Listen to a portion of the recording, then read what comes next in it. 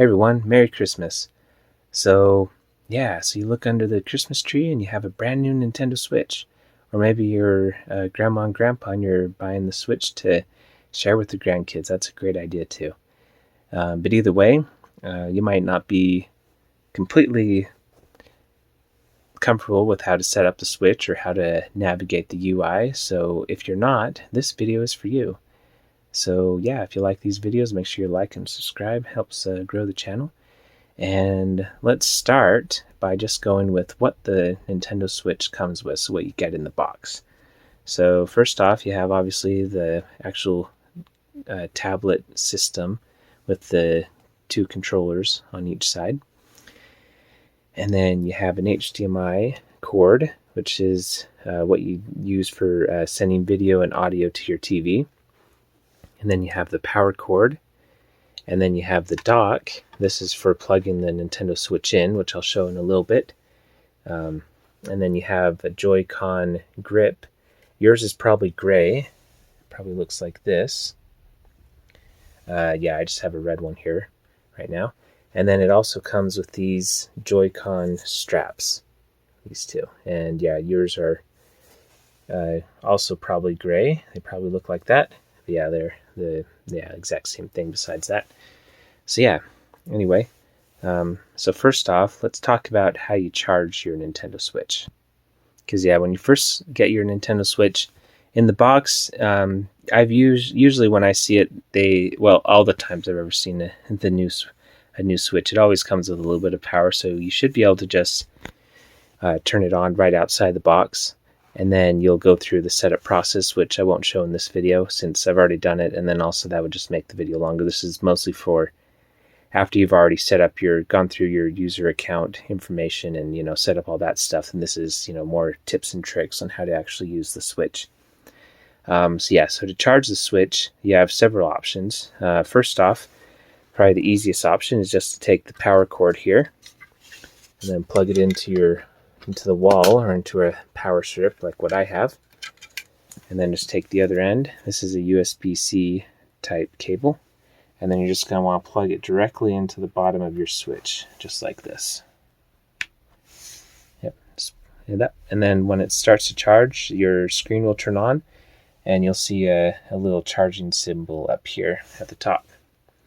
This little lightning bolt. So that means your system is charging.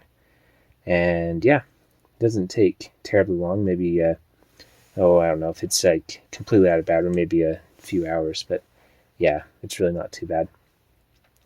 Especially because then another way you can charge it, which is actually probably what most people will do to charge it, is you can actually use the dock. So let's talk about this dock for a second here. So this is the Nintendo Switch dock. Depending on what model of Switch you have, it may look slightly different. I have an OLED model, which is kind of the higher end model. But if you have a regular, Switch, then your dock might look a little bit different, but it's pretty similar. But either way, whatever version of dock you have, you're going to want to turn it around to the back, and then you're going to want to pop this back open. And on the OLED version of the dock, this back just pops off, so be careful not to lose it. On the regular dock, it pops open, but it doesn't actually come off. Anyway, so what you're going to want to do is you're going to want to take to set up this dock for you, so you're going to want to take the power cable, and you're going to want to plug it into here where it says AC adapter. And you will want to use the official Nintendo cable for this. If you try to use just any, 5-volt, phone charger, this is a Roku power brick. But any, one of these just isn't going to provide enough power for your dock Switch. It's just not. The Switch requires more power than when it's actually docked. So you won't be able to charge it or output video to the TV. And then while we're here, let's also plug in the HDMI cable. So just grab your HDMI cable, plug it in the back here where it says HDMI. And if you don't want to use the Nintendo one, You can use any HDMI cable, any old HDMI cable you have around, preferably a high-speed one. But even you can see it says Nintendo. Yes, this is a Nintendo HDMI cable. But yeah, even basically any HDMI cable that has been made within the last 20 years, 15 years maybe, should be a high-speed cable. Yeah, it's pretty rare to find one of the original HDMI cables that came out in like 2002 or whatever. Yeah, they moved away from those pretty quickly. So yeah, basically any HDMI cable you have, and even if you do have one of the original ones, it'll still work. It just you may not be able to choose as high resolutions. But yeah, or you can just use the Nintendo one that your Switch came with and not worry about it. But anyway, yeah. Then once you get those two cords plugged in, though, you can just plug this, or just put the back on, or just close it if you have the other version of the dock. Oh, and then also let's talk about cable management here. So there's two different slots that the cables can come out. They can either come out of the side here, or you can bend the cables back and have it come out of the bottom. This is the way I usually do it. It's not going to hurt the cables to have them bend a little bit either. But yeah, I do that just because I think it looks a little bit better to not have the cables just, bolting out of the side here, and it's just kind of a little bit better managed. But yeah, then at this point, you are good to plug in your Nintendo Switch to charge it. And then you can see right here that it's showing that it showed the charge signal. So yeah, when it shows that means that you have everything hooked up correctly, so then it'll start to charge. And yeah, so yeah, those are two ways to charge.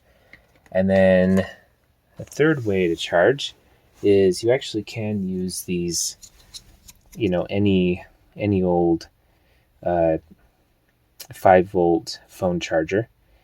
Yeah, the only thing is that I would recommend looking on the back of these, and let's see if you can see this. You can see it says, this one just says it's 5 volt at 1.0 amps, and so this will charge your Switch, but it'll charge it very slowly. And also when your Switch is running, and if you're trying to charge it while the Switch is running, what will actually happen is your Switch will actually lose battery faster than this can charge it. So basically, the Switch will still lose battery, but it'll just lose battery slower. And it will still say that it's charging too, but there just isn't enough amps to charge it quicker than what the Switch uses. Yeah, I hope that makes sense. However, if you have like an iPad charger, or just really any charger that says it has more amps.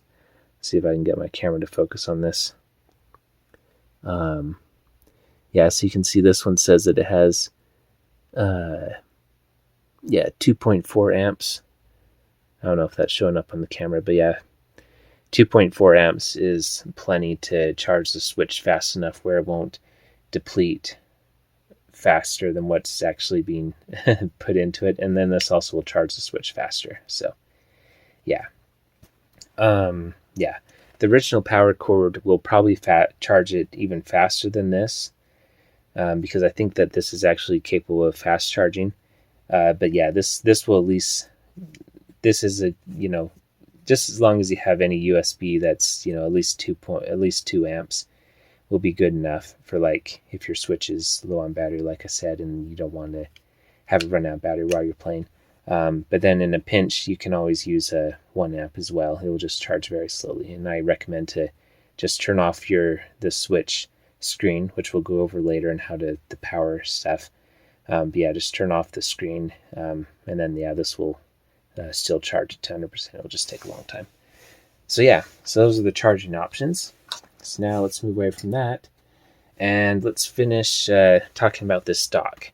So we already got the power cable plugged in, and we got the HDMI cable plugged in. However, we have not plugged the HDMI cable into the back of the TV. So let's go ahead and look back here at the back of this TV. well, technically this is a computer monitor, but yeah, it functions basically the same thing as a TV. So yeah, you're just going to want to go back to the back of your TV or monitor, and yeah, just plug in the HDMI cable. It's pretty easy. HDMI makes it, yeah, pretty simple to get stuff to show up. And yeah, then at that point, when you plug your switch in again, you can see it says it's charging. And now you can see there's a button right here. Let's see if I can focus on this button. This is the power button. And it's kind of focusing. It's trying to focus on the carpet. All right. Well, I think you can see it. Anyway, this power button here, you're going to want to push this. And then you can see that there's a little green light that turns on the bottom of your dock. That means that it's outputting video to your TV. So yeah, look for that green light. And then you can see your TV, if you have it on, obviously turn on your TV first. But yeah, if your TV is on, then you'll want to select the right input, obviously. But yeah, select the right input, and then if this green light is on, then the switch should show up on your TV. So it's that simple. Yeah, you just take the HDMI out, plug it into your TV, select the correct input, and it should just show up. So yeah, pretty simple. Okay, and then if your TV or monitor wasn't made in the last 15 or 20 years, and if you do have an older monitor or TV like this, CRT, then bless your soul, you are very lucky, very fortunate. These are very nice TVs. They actually, believe it or not, even though they're big and bulky, they actually have they have a lot more colors they can represent, especially some of the higher end models than the newer flat screen TVs can. However, if you do have one of these TVs, then it most likely doesn't have an HDMI out on it. So what you're going to want to do is you're going to want to just grab the HDMI cables from your switch. Okay, there's the HDMI cable. And then you're going to need a HDMI to composite converter. Just something like this. These converters are mostly meant for video content. So like converting like a Blu-ray player to composite video. But yeah, I mean, they work fine and they're also pretty cheap. But if you're really looking for good quality, ask me in the description and I can point you in the direction of much better HDMI to RCA converters. But yeah, I'll leave a link for this one also in the description, though. It's a pretty nice one. It works. It gets the job done. Yeah, just keep in mind there are better options. And the best thing about this is that it's very cheap. So, but yeah, anyway, so now let's see, we turn on the CRT TV here. And yeah, again, same thing as what I said with the, your flat panel TV. You just want to choose the correct input, which in this case, on this one, they just call it video. And then, then once again, you're going to want to push the power button, look for that green light to turn on, and voila. You have the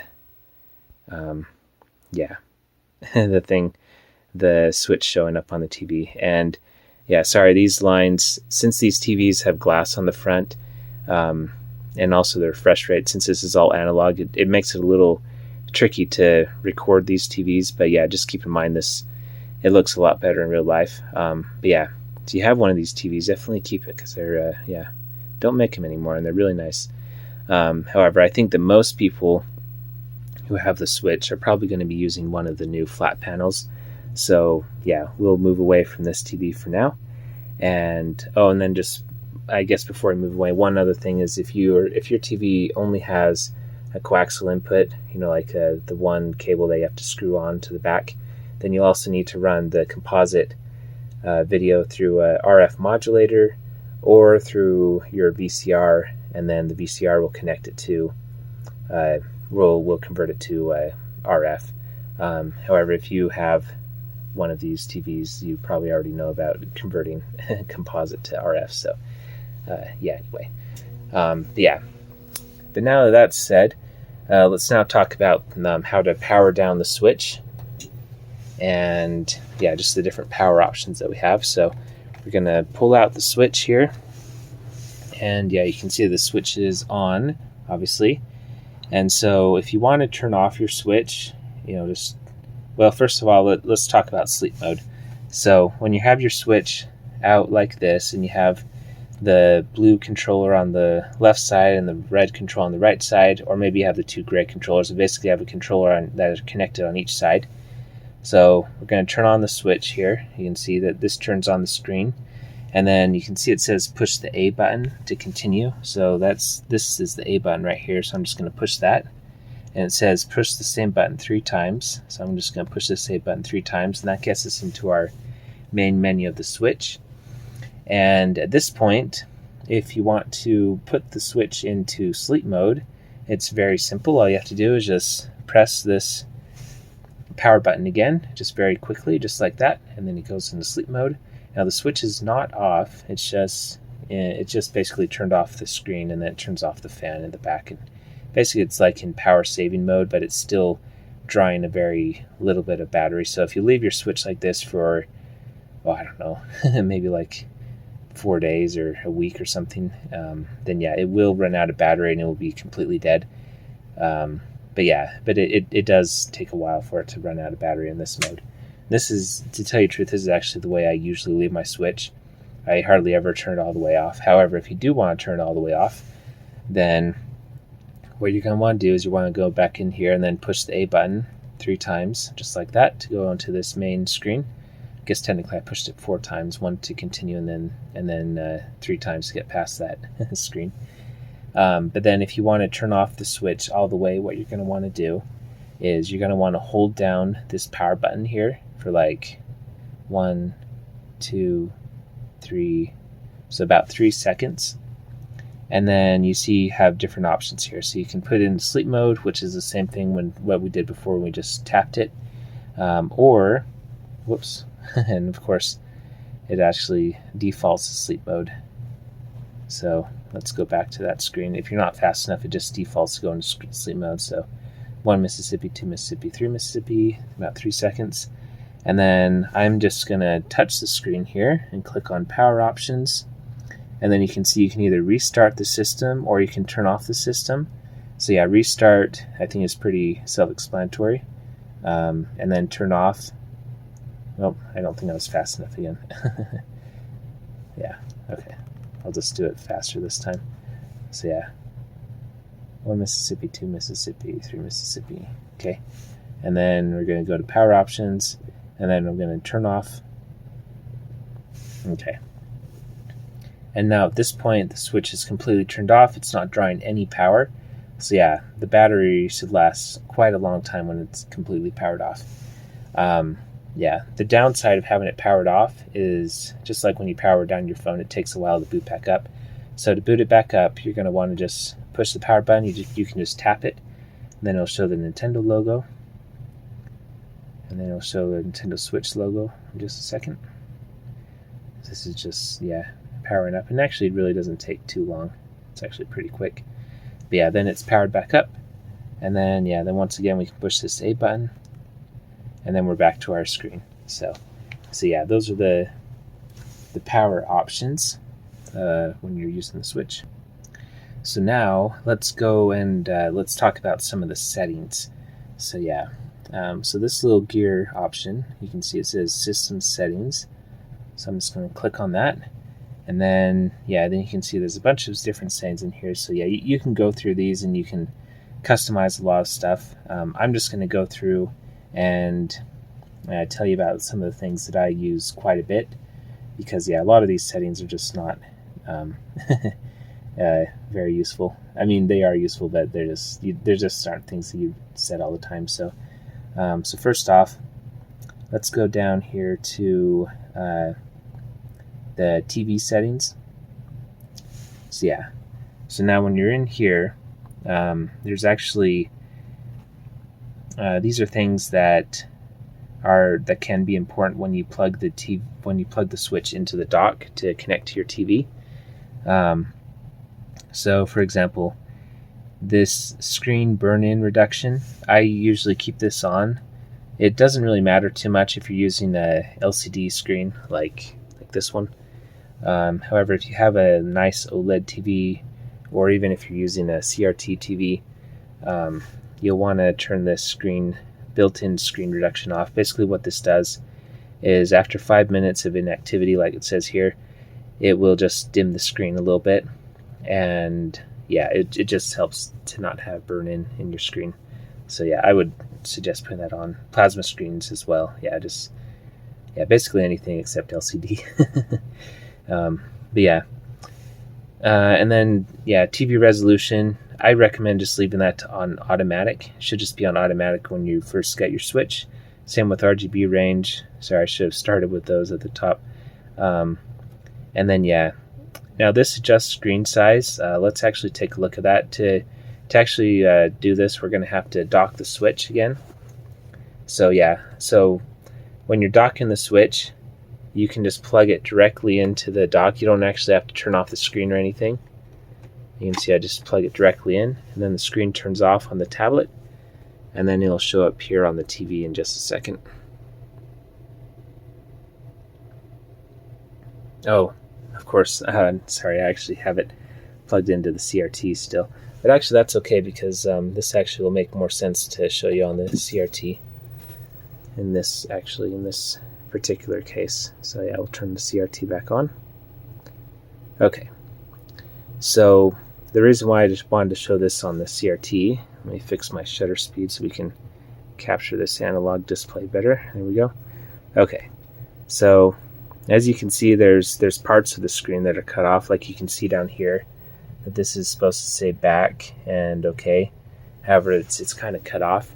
So if your TV has that and you're not sure how to set it in your TV system settings, first off, if you can set it in your TV system settings, a lot of times they call it something like just scan. Like if there's a setting that says, like a video setting that says just scan in your TV, then that a lot of times will reduce the size of the screen and it won't have this overscan. However, if your TV doesn't have that option, which not all TVs do, then what you're going to want to do is you're going to want to choose this adjust screen size. So yeah, so to do that, first off, we're gonna talk about how to use the Joy-Con controllers and plug them into this grip, since yeah, you'll need that when you're trying to navigate this TV menu. So yeah, so what we're going to want to do is, you can see on the back of the switch here, there's these buttons on each side of like where the controllers are. So what you're going to want to do is you're going to want to push this button right here and pull it up just like that. And yeah, this just unlocks this side of the controller, so then it'll come off. If you try to pull it off without pushing the button, then yeah, there's a little piece of metal in here that you can break off. Yeah, which I've dropped my switch before and I've actually have broken that before. But yeah, anyway, just try not to drop it. But anyway, then you want to take your Joy-Con grip, and remember yours is probably gray, but just take the plastic controller thing that looks generally like this, and then pop the left Joy-Con into the left side, and then we're going to do the same thing with the right one. So there's this button here, I'm going to push that and have it pop up just like that, and then I'm going to put the right one in, just down like that. There you go. Now you have a working controller where you can now navigate the switch system when it's plugged into the TV. So to navigate the switch, usually you want to just use this button. So this or this control stick is what they call it. So you can see you can use this, and then you can choose different options on the screen. So yeah, pushing up and down, and then you can push left and right as well to choose different options, just kind of like a regular TV remote. However, you can also use these buttons. So these buttons do the same thing. These look more like a TV remote. So yeah, you can see pushing down or up, yeah, just to show, or just to have this cursor move on the TV. And yeah, and you can see there's little arrows too on here that show which way they go. And you can actually also use this control stick as well to navigate stuff. However, I would recommend usually not using this, because this doesn't work. It will work on the system, the Switch system settings, but this won't always work on every game. However, these ones work on almost every game, and this one also works on almost every game. So you should be good with either of these, but this one will always work on every single game. So anyway, but now, so what I'm going to do is this is kind of hard to do one-handed, but yeah, just imagine I'm not doing this one-handed. But what I'm going to do is I'm going to go over here. Let me fix my camera again so we don't see this black bar on the TV. There we go. Yeah, again, you don't see any of that in real life, but yeah, just filming analog CRTs is a little tricky. But yeah, I'm going to push the right arrow here when I'm down on TV settings. And actually, let me show you, if you're just in your dock, like if you just barely docked the system and you want to get in here, obviously this isn't a touch screen, so I touch it and nothing happens. So what you're going to want to do is you're going to want to navigate. You can see that when I push down on here, and also again you can use the joystick as well. It's just these are a little bit easier when I'm doing this one-handed. Then yeah, we're going to move this blue cursor over here. You can see I'm pushing this button to move it over. And then when you get to system settings, now how do you select it? Now that's a really good question. What you want to do is you want to push the A button. So yeah, so remember when I was showing you this A button before. So yeah, this A button is basically means select something. And so yeah, so I'm going to push A. And then if I want to get back to the other screen, you're going to want to push B. So B for back and A for advance, I guess. Advance forward. So yeah, so see if I push B, then I go back to the main screen. And then A is advance forward into system settings. So there you go. Okay, so now using these buttons here, I'm going to scroll down to the bottom again. Going down to here to TV settings. And I'm going to now push the right button. And you can see it says TV resolution. So yeah, we can just leave that as automatic. RGB range, we can also leave that as automatic. Yeah, if you want to know more about those, let me know in the description, but I'm just trying to keep this video somewhat basic. But anyway, now we're finally getting to this adjust screen size that I was telling you about. So we're going to push A again to advance into this. And yeah, so as you can see on this CRT TV, as we saw before on the other screen, there was text that was being drawn off the screen. That's because CRT TVs have what they call overscan.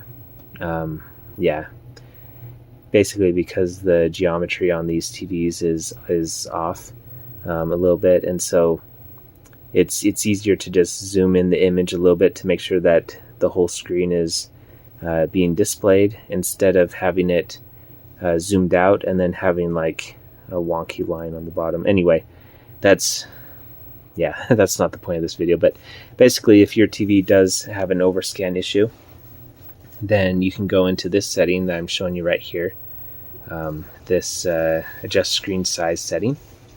And now what I'm going to do is I'm going to push down that down arrow here, and I'm just going to push it down until we see the arrows on the sides of the screen. So yeah, you can see just about right there. It's kind of a balance just until you can see most of the arrows. So it looks like on this TV it's about maybe 92%, looks pretty good. So now if I push the B button, so B for back, go back to this other screen. Yeah, it looks like we're still not able to see the, oh, you know why? It's because I didn't push, okay, yeah. So sorry. So when you, so I'm going to push this back down to 92. And then actually instead of pushing B, what you're going to want to do is you're going to want to push the right arrow over to OK. And then you're going to want to push the A button to confirm. And that will save the setting. So now as you can see, we can see the text back and OK. and yeah, it looks great. So yeah, again, you may not need to do that depending on your TV, but yeah, I've seen many TVs that have overscan just on out of the box. And again, if you don't know how to turn off your overscan, even on modern flat panel TVs like this one, yeah, they just have overscan on out of the box. If you don't know how to turn it on, first off, try to turn it off through your TV settings. But if you don't know how to turn it off, then yeah, the switch can help you with this adjust screen size setting. So yeah, that's very important to remember, because when you're playing games, there's many times when stuff is displayed on here on the sides and you just won't be able to see it. And yeah, it's really annoying. So anyway, but now I'm actually going to unplug the HDMI cable from this TV, and I'm going to plug it back into this one, since I think most people are going to be using a modern flat panel display. So yeah, we'll switch back over to this one. Okay, and here's our flat panel TV again, or monitor, I guess technically.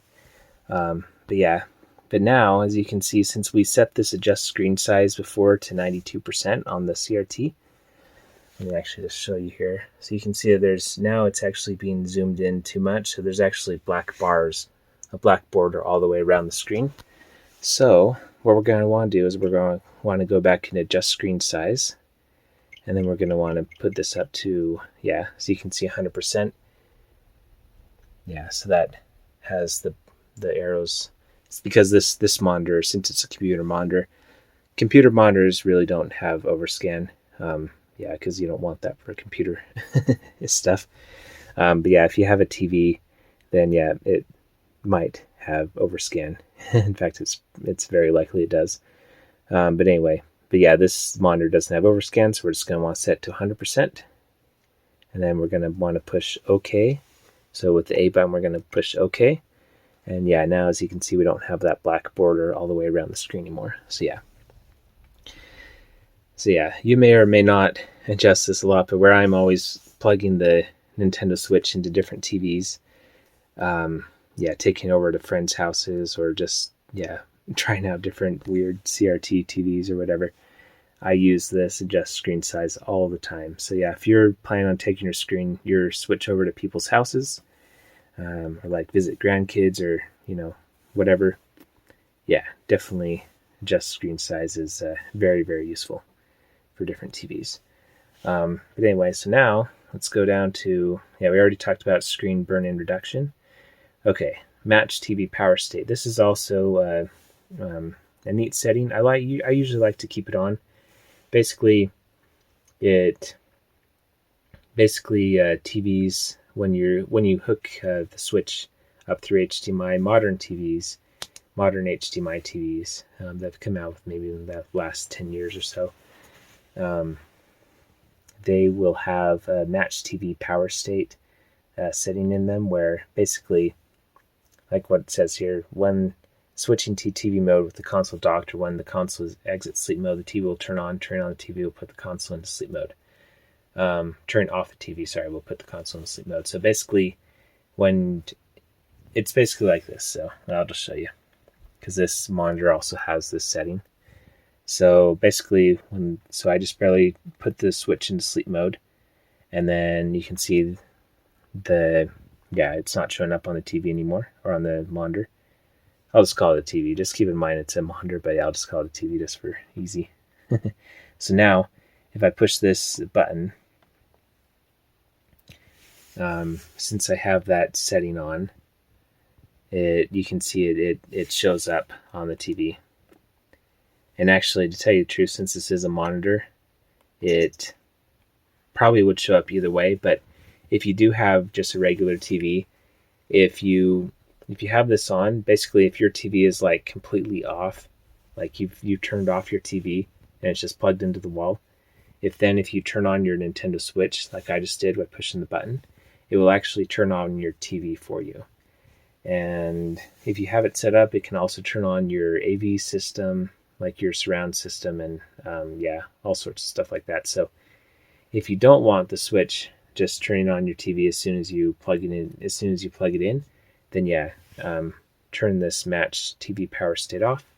However, I usually keep it on, just because it's, yeah, for me it's convenient to just be able to turn on the switch and then just have everything else turn on and not have to, okay, turn on the switch and then find the TV remote, turn on the TV, find the AV receiver remote, turn on the AV receiver if you're doing surround sound.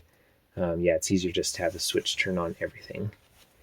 But yeah, that's obviously something you can change. If you do want to turn it off, what you want to do is you just want to push the A button. So when you're selecting this TV, this match TV power state, or really any of these settings, all you want to do is to change it is just push the A button, and then you can toggle with on and off. So yeah, A toggles on and off. And yeah. All right, and then moving down to more of these TV settings, TV sound. So when you first get the switch, I'm pretty sure it's just set to stereo, which I'm not sure why they do that. Because yeah, the switch is capable of surround sound, and automatic should set it to stereo or surround sound depending on your circumstances. You may need mono depending on your TV. Like if you have a CRT TV that only has one speaker on it, then yeah, you may need to set to mono, but usually you should be good with automatic, and then yeah, that'll choose surround or stereo. But yeah, when you do automatic though, then you can see it says select test to play 6 sounds. And so yeah, you want to push, and again, every time I say to select, I'm pushing the A button, so just keep in mind I'm pushing A button to select. So yeah, you want to listen closely though to see if you hear 6 sounds when you set it to automatic. So I'm going to push A again. 6. Okay, so I heard 6 sounds, even though I only have 2 speakers right now hooked up. I did hear 6 sounds, so we should be good. There have been times if you set to automatic, maybe this is why they set it to stereo, because stereo always works, at least like 90% of the time, unless you have mono sound, obviously. But yeah, sometimes if you have surround sound set, then if you don't have your surround sound set up, if you're not sure how to set it up, and you're not hearing 6 sounds, then yeah, it's probably better just to set to than just to set to stereo. Because yeah, stereo, you'll always have all of your sound coming out of the speakers, but yeah, surround is better, so I would set to automatic if you do have a surround sound system. Yeah, anyway, I think that's enough explained of that. Yeah, let's test that one more time. Okay, there you go. All right, great. So now I think that's the end. Yeah, so that's the end of the TV settings here. So now I'm going to push the left arrow on this controller, this one, again to navigate over to this main menu, and I'm going to go up here to themes. So this is something that you can choose as well. So the basic theme that the Switch comes with out of the box is this white theme. However, you can also choose black, basic black. This is actually the one that I usually like to use just because it's a little bit easier on the eyes. Yeah, especially on a really bright screen, and like if it's like in a dark room, yeah, this white is very, very bright. Yeah, you can already see just with that how much my camera reacts, where when I have white on, it's so bright that basically it really has to compensate, so you can't see like any of the background, whereas when I set to black, you can start to see like the speakers I have down here and the cords and stuff. So yeah, I usually keep it on black, but I'll keep it on white for now though, just because that's what most people probably keep it on that I've noticed. But yeah, just keep in mind you can set between black and white depending on your preferences. Yeah, and then let's see here. Okay, and then again you have your, let's see here, your internet controls. So yeah, so that's down here again, and yeah, you can go into you can see it says internet settings. Again, you probably already set this up in the Switch, but yeah, when you click on this, then yeah, you can set up your internet settings, and yeah, you may need to do that again. If you're taking the Switch to someone else's house, then you may need to set up your internet settings again. And then and then you can also test the connection where it'll tell you how fast your internet is. However, this isn't very reliable. Like, it won't. The switch kind of has a bottleneck on how fast it can actually read the internet. So yeah, I wouldn't necessarily rely on this, but I'll show you what it looks like. So yeah, when you click on test settings, then you can see here it has download speed and upload speed, which will populate.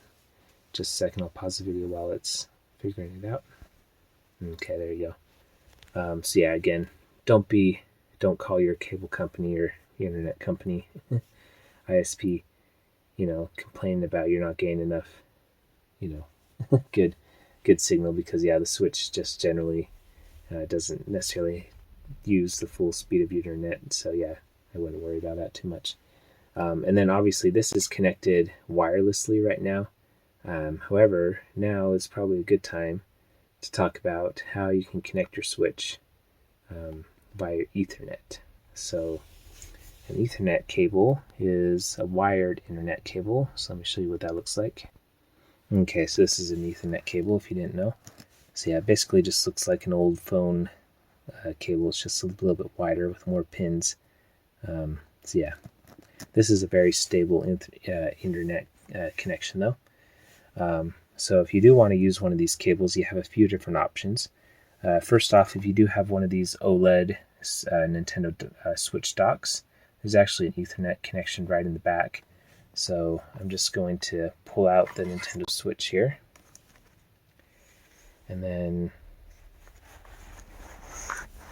on the back of this dock, just pull it back to the back here. So if you remember when we plugged in the power cable and the HDMI cable, there's actually a third connection down here that's labeled LAN. So there's actually an Ethernet port down there, and again, just kind of looks like an old phone jack. But yeah, we can plug the Ethernet cable directly into here. Yeah, just keep in mind that the clicky part goes on the top. And then you can plug this end into your internet router, and then you'll have a very stable connection that will it could potentially be a little quicker, and it also will probably be more stable, whereas like it won't lose connection as much. Although, to tell you the truth, I really haven't had problems with the Switch losing connection. But yeah, so that is something you can do, though. You can use your dock and plug in like that.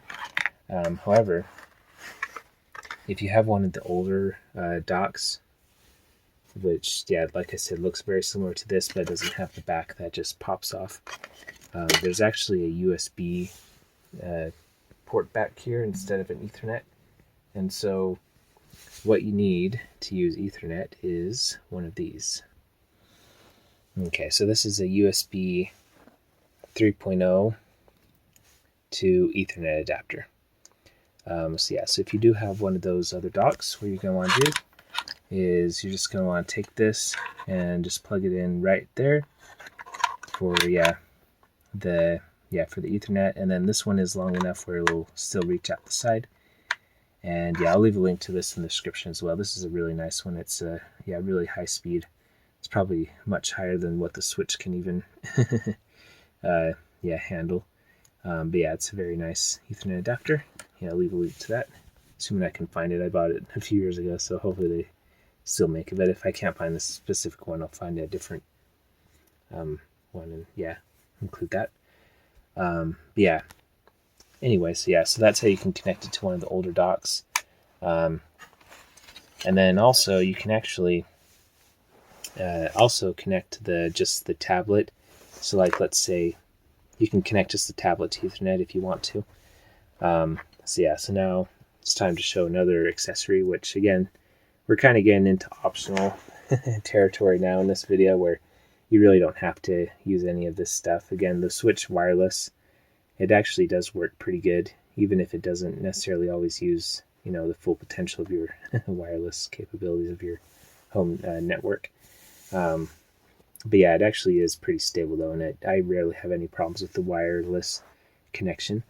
However, if you do want to use, for whatever reason, you want to use wireless or wired connection when your Switch is in handheld mode, and handheld mode is just when it's not in the dock, then what you're going to want to do is use one of these. Okay. So depending on your again, if you have another Ethernet cable or an Ethernet adapter, you might already have a USB-C on the other end, but if you don't, then you'll need a USB-C to USB-A adapter.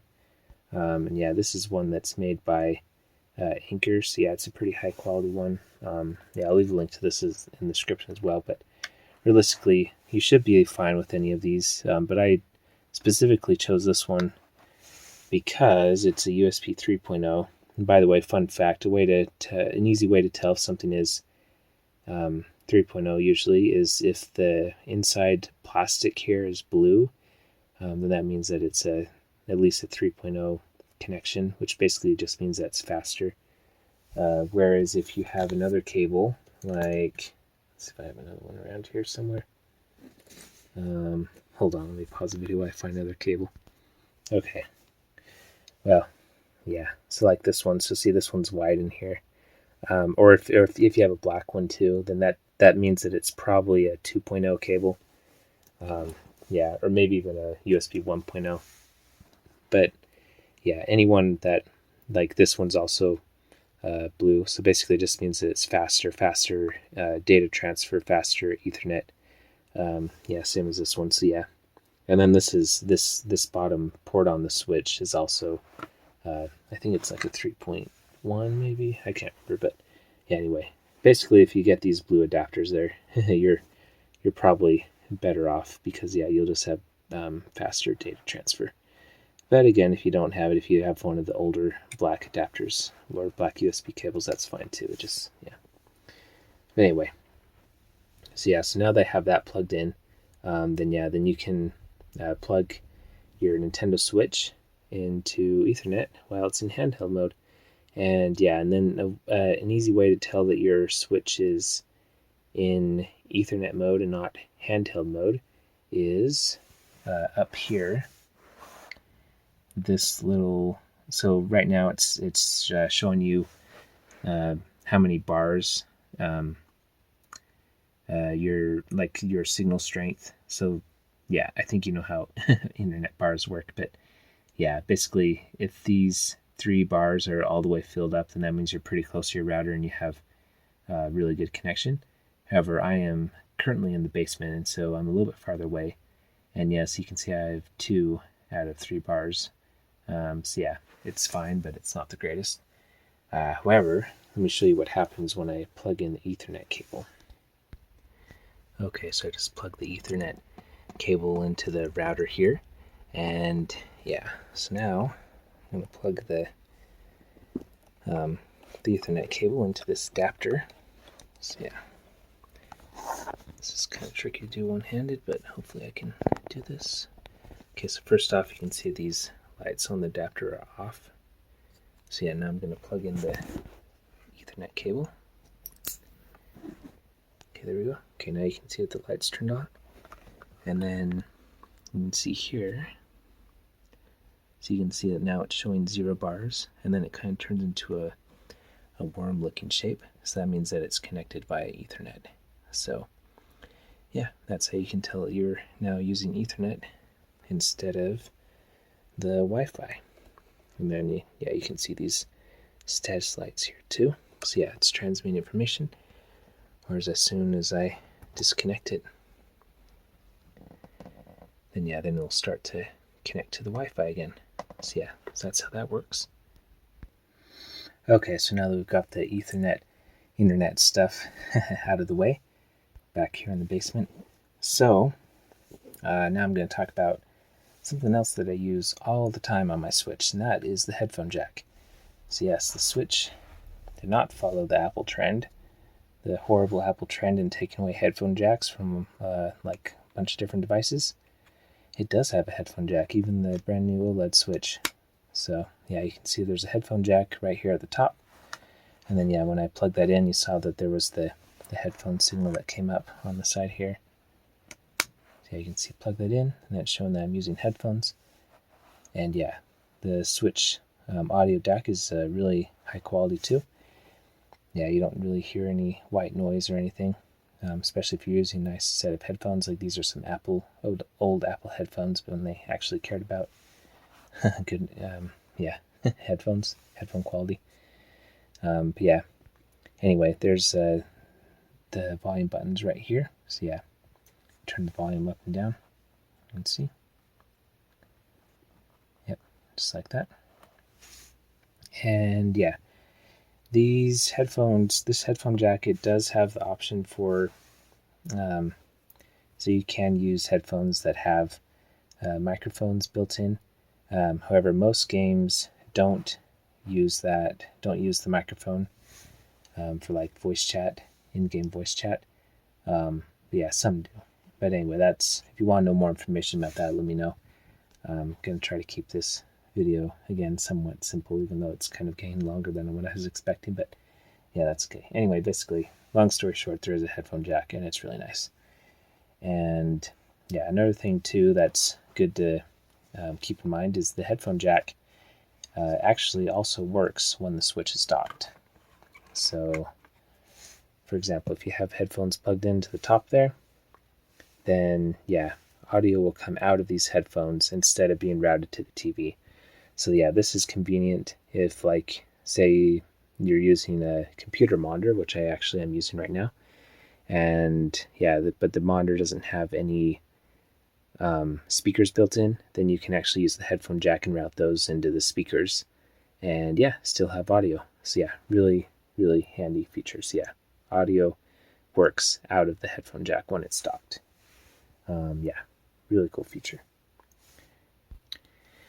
And then now, one of the last things I want to talk about here is the micro SD card. So I'm going to undock the Switch, and then yeah, basically there's a micro SD card on the back here. So what I'm going to do is, before I mess around with the micro SD card, I like to completely power off the Switch.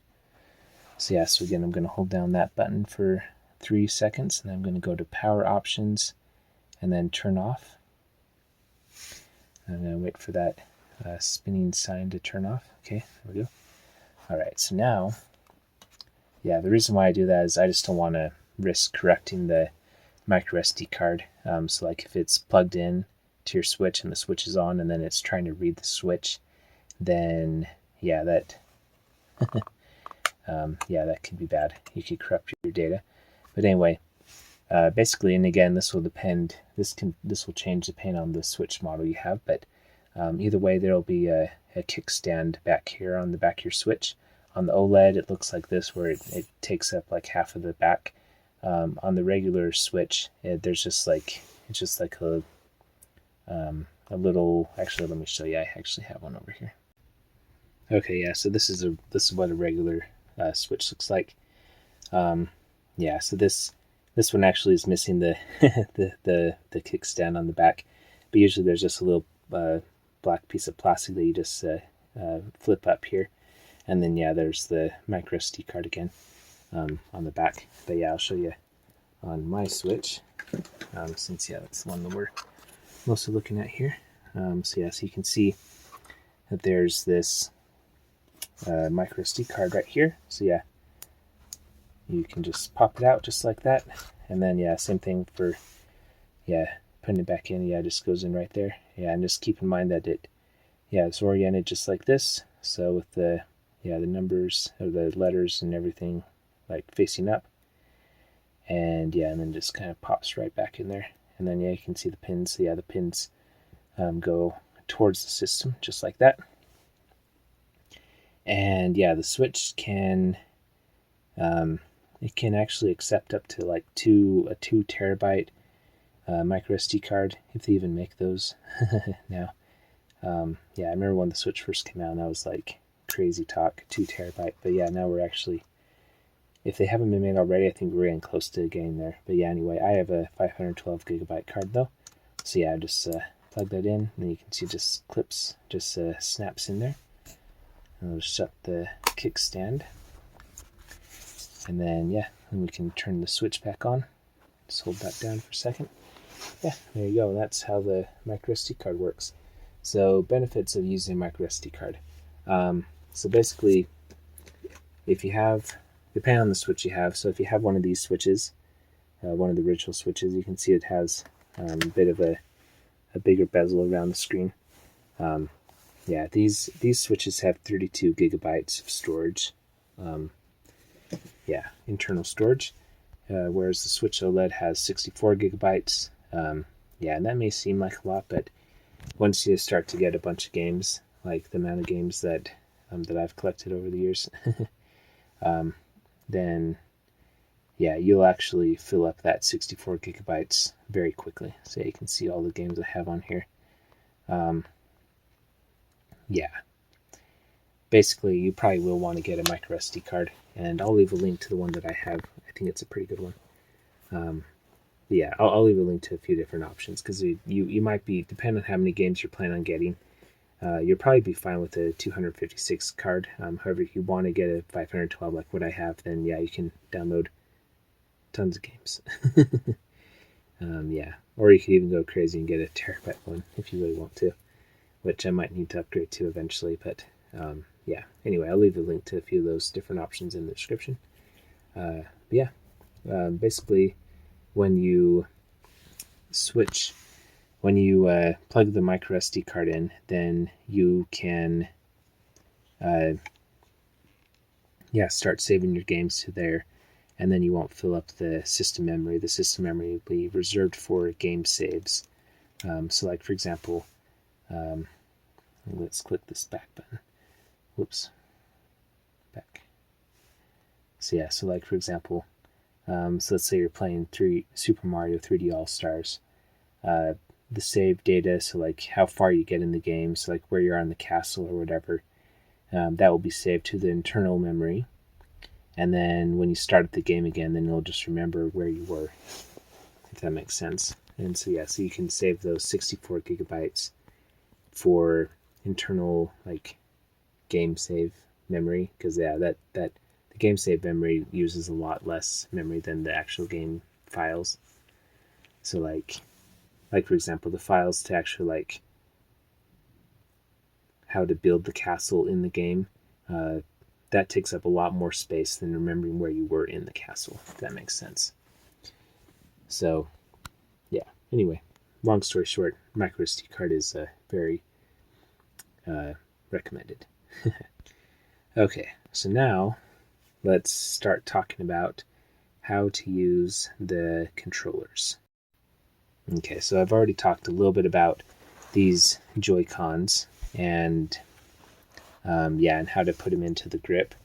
So now I want to talk a little bit about how to hold the controller, how you typically hold one of these controllers. First off, so you can see here, one of these controllers has turned off. I think it's when I went and plugged the switch in the Ethernet, I was a little bit far away, and so it lost connection. So yeah, if one of the sides turn off, you can see this one's plugged in, and it's on. There's a green light on this side. So yeah, if this one turns off, actually it might be out of battery. Actually, just show. Oh, there we go. That's what it was. It wasn't plugged in all the way. So yeah, yeah. So yeah, if it's not plugged in all the way, then it might not show there. Oh, and by the way, to take it out of the grip, once again, you want to push this button here on the side to yeah, to get it to come out. It's a little tricky to do with one hand, but yeah, there we go. Oh, just dropped it. Okay.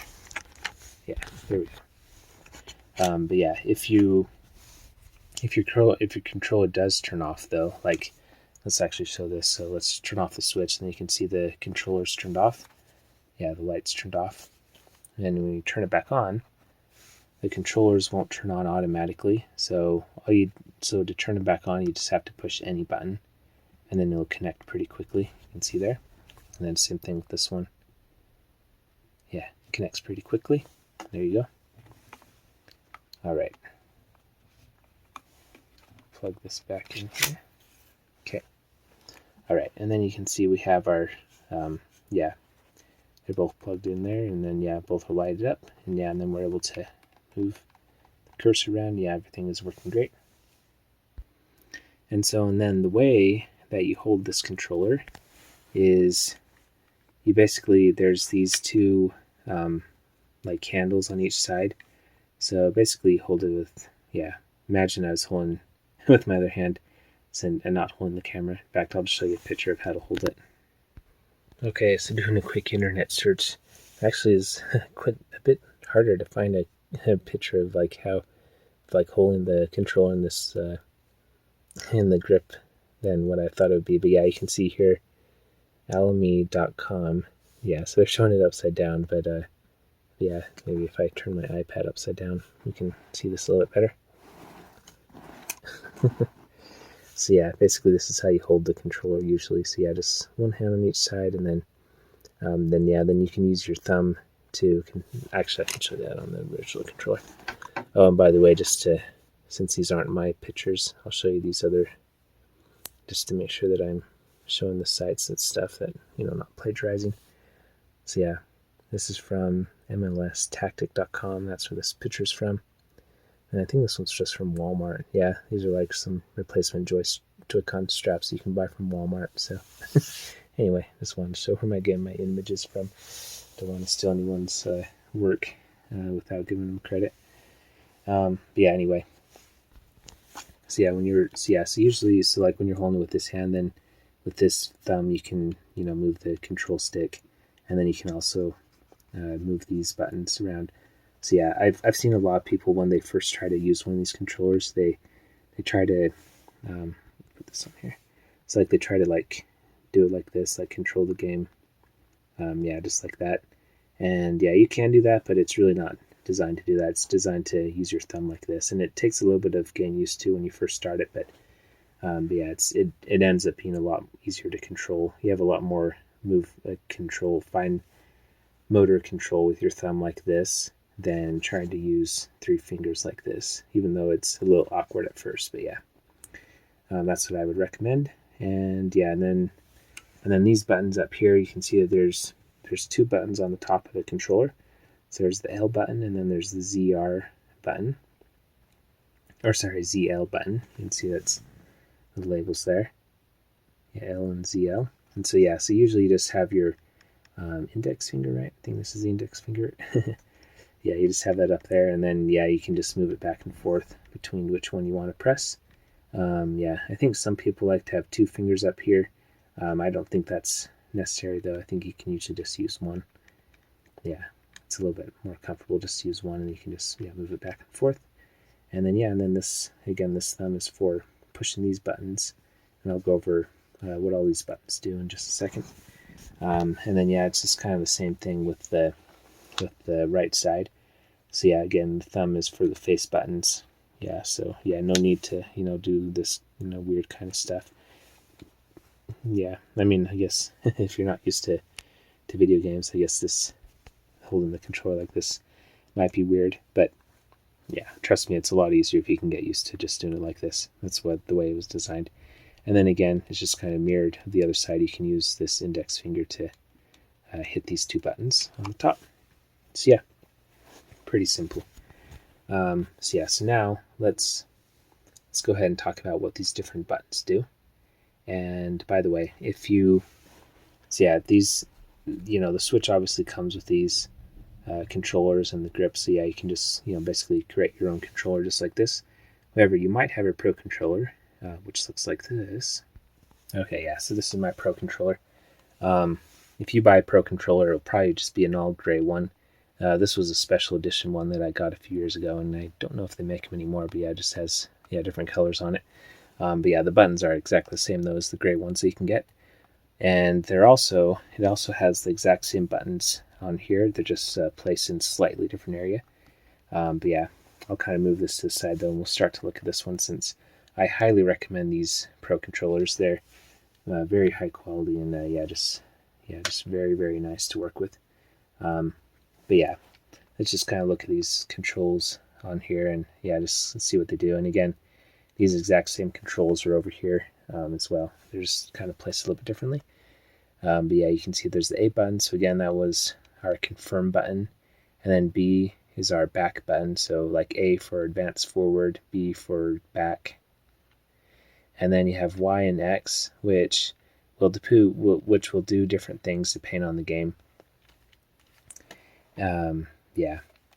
And then you have your start button or your plus button. And yeah, that generally will bring up a menu in the game. And then you have your home button, which will, let's see here. Actually, I don't think I have this controller synced right now, so I'll show you how to sync in just a second. So we'll just stay with the Joy-Cons for now.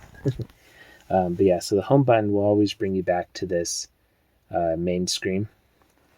So like, for example, let's say that I'm going into our system settings again. I'm doing a bunch of TV settings stuff, whatever nonsense, whatever settings I'm doing in here.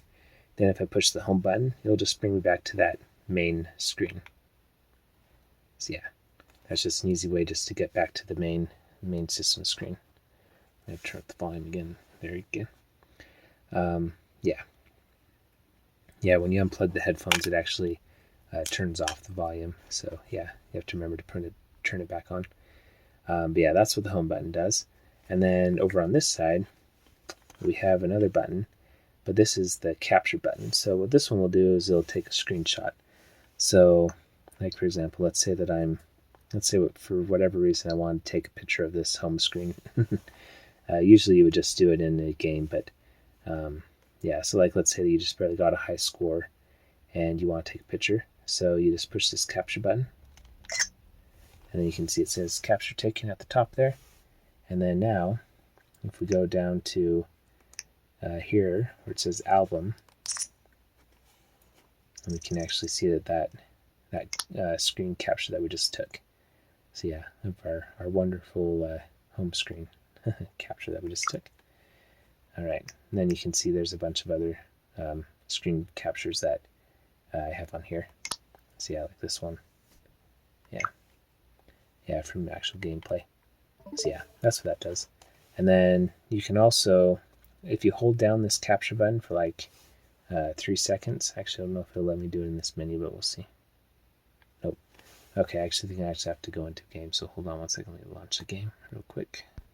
Actually, this is probably a good opportunity to show you how to launch the game. So yeah, let's plug this back into the dock for now. I'll show you how to launch a game here. Let's see. There we go. Yeah. Okay, so to launch a game, you're going to want to go, and actually you can see down here too, you can see there's actually, if you ever forget what the buttons do, on this home screen, there's the legend of the buttons down there. So yeah, so let's just go into this Mario game. So yeah, so I'm just going to push A on there, and then you'll have already created your profile if you've done the switch setup stuff. So yeah, just click your profile there.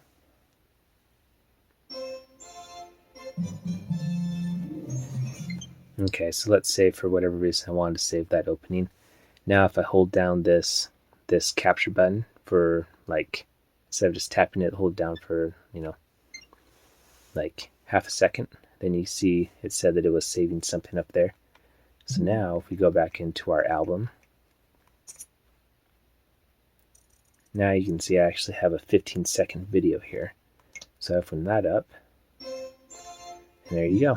I have my little Super Mario 3D All-Stars opening there. So yeah, and then once you're in this menu, if you do want to change it, you can sharing and editing, you can send to your smartphone and stuff.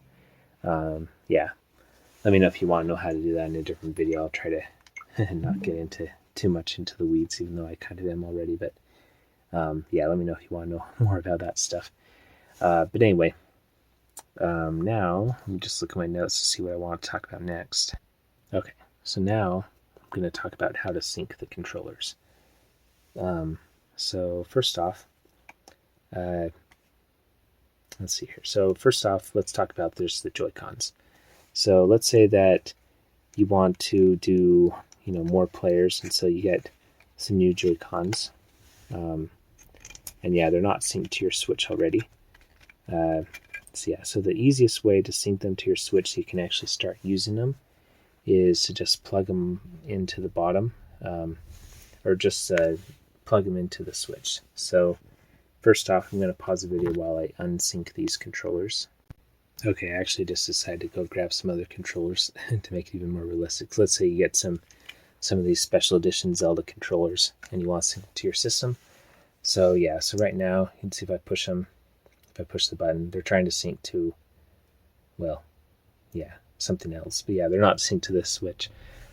So basically the easiest way to sync these Joy-Con controllers is just to plug them in on the side, so you can see when I push it down, you see now it says paired. And then we'll do the same thing with this side. There you go. It says paired. So now they're both paired. And then I can unplug them. And yeah, and you can see the light will be on. And yep, there you go. Okay, and then, oh, and by the way, when you plug these in, this is very important. So you always want to make sure that this minus sign is on the left side, and then the plus sign is on the right side. So basically always plug them in like this, just like that, yeah, always on that side. So like you never want to do something like this where if you put them in upside down, you might be able to get them in there a little bit, but you can yeah, you can really mess them up if you push them down too hard. So yeah, you always want to put them like that, facing towards where the screen is. You want them facing this way. And yeah, you never want to put them in backwards or any of this weird stuff. So yeah, just be careful with that. Yeah, and then let's see here. Yeah, so now let's talk about how to. So let's say that you want to sync these controllers, but you want to do it in a way that where you don't have to connect them to your system for whatever reason. So another way you can sync these controllers is if you go in here. So again, I'm just using these buttons here to navigate. So I'm going to push A on this controller's option on the bottom, and then you're going to go to change grip and order right here. I'm going to push A on it. Okay, so this is going to be one of the most useful screens if you're trying to connect new controllers. If you already just got controllers and you're not going to really use any new ones, you may never use this screen, but I personally use this screen all the time. So the way you sync controllers is, you can see on these Joy-Cons, for example. Let me turn on the flash on my phone. Okay, actually it says I can't turn on the flash right now because my battery is kind of low. So yeah, but anyway, I think you can actually see it here. So see, there's this button right here. So it's kind of on the inside of the controller, and yeah, it's kind of hard to push. But yeah, there's this little round button here, and it's not these SR. You can see this is labeled SR or SL. These buttons on the side. It's just this little black button. But yeah, basically you want to push this in with your fingernail, or if you can't get with your fingernail, maybe with like a, I don't know, paper clip or something, but something to push it in. But yeah, I just want to hold it down for like a second, and then these lights will start to flash, and then you can see it says paired at the top there. And then yeah, then this controller is paired. So yeah, that's how you pair it when you're on this screen. So again, you have to go into this screen the way I showed you a few seconds ago, and then yeah, then you can pair these buttons. And it's the same thing with the right side. You can see once again there's this little round button here. So yeah, again, I'm just going to push that with my fingernail, and then this is going to start to flash, and then yeah, then it's paired. You can, yeah, it's not paired there. And then same thing with this Pro Controller, where before it wasn't paired. And so yeah, this Pro Controller on the top, this is again an official Nintendo Pro Controller. If you have a third-party Pro Controller, the pair button, you'll have to read the instructions to see exactly how to pair it. But yeah, with Nintendo controllers, it does have this paired button just at the top here. So yeah, for the Pro Controller, I'm just going to hold that down for about 3 seconds, or about, I guess maybe just 1 second, and then yeah, these lights start to flash back and forth. There you go. And then it says paired at the top there. And yeah, it's cool on here too because it will actually show you the colors on your controller. So yeah. And then once you're on this screen, so first off, you can see that, let's see, how should I explain this? I guess let's talk about the different orientation of how you can orientate these Joy-Cons. So first off, the regular orientation method is, just have them like this, like what we were doing before. And yeah, so we're on this screen. Let me back up. So to turn off the controller, if you don't want to have it on, you can actually just like tap this pair button just really quickly, and it'll just turn off the controller. So that is very useful if you just want to turn off a controller real quick. So yeah, just push that pair button and then it'll just turn off the controller. Same thing with the Pro Controller. Just push this button on the top here, and then yeah, it turns off, and then yeah, it disappears from there as well. So now let's turn on these controllers again. So yeah, just the same way as before, they're already paired, so we don't have to push the pair button. We can just push any button on the top there, and then yeah, you can see that now it's showing up on here. Well, kind of. So basically, now we have to decide what orientation we want for these Joy-Cons. So if we want to use two controllers at the same time, you can see here it says we need to push L and R at the same time. So again, these are the L and R buttons at the top, and you can also push SL and SR. So you can see like we were showing before. So there's, I guess actually it's this way. So yeah, so there's ZR, or sorry, not SL, ZR and R. And then over here we have ZL and L. So yeah, I just kind of have to remember that R for right, so right side, and then L for left or left side, and then ZL is just Z because it's like at the end of the alphabet, so it's below. And then same thing over here, ZR, so just it's just below the R, so yeah, R and then ZR, and then L and ZL.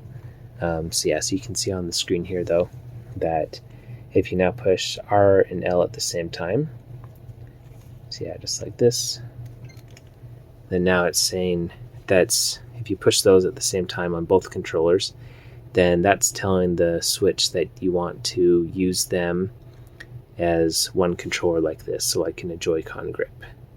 However, these little controllers are actually cool because you can actually use them on their side like this.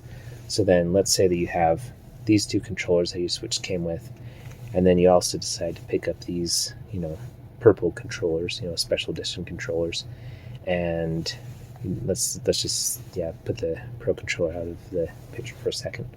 So let's say you want to play a 4-player Mario Party or a 4-player Mario Kart game.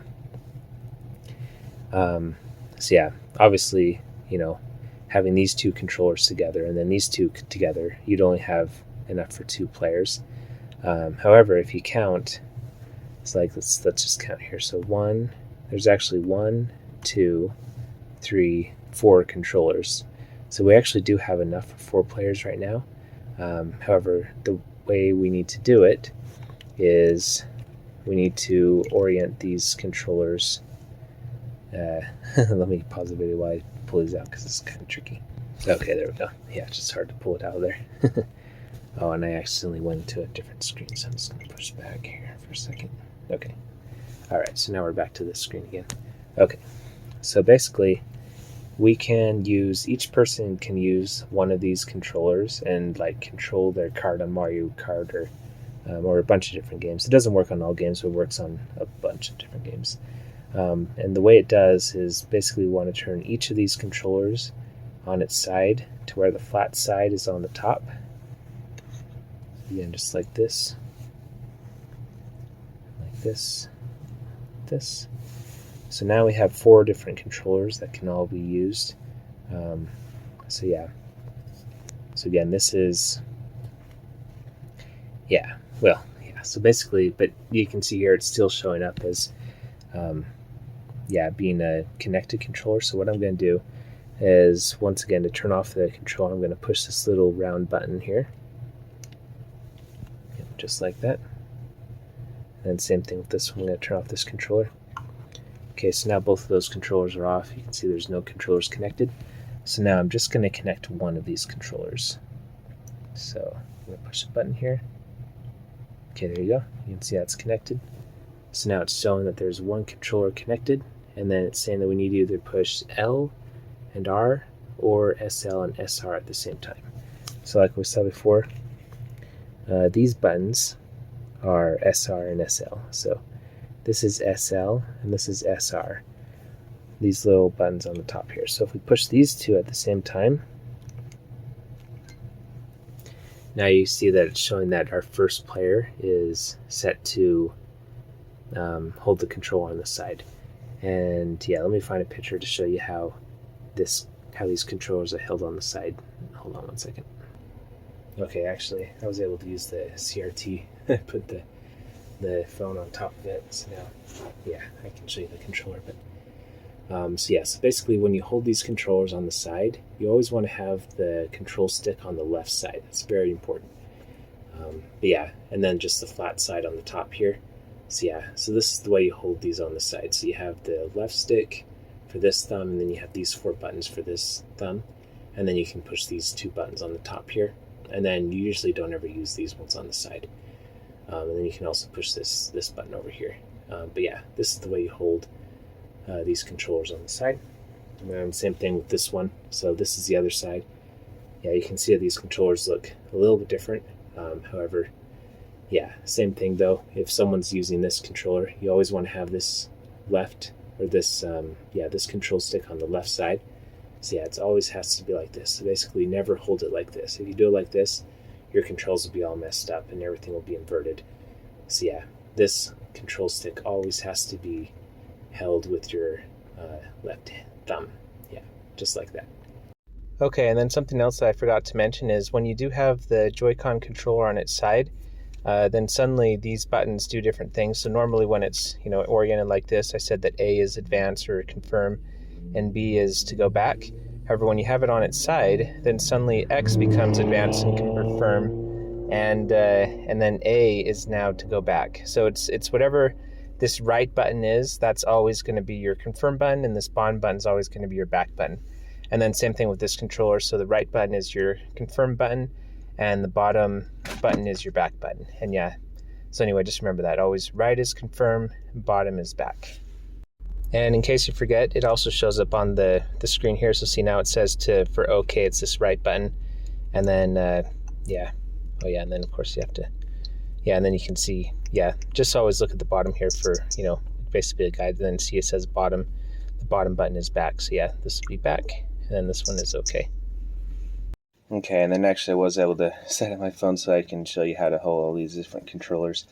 So here's the switch. So when you're just holding it, just like, you're just playing on handheld mode with the 2 controllers attached on the side.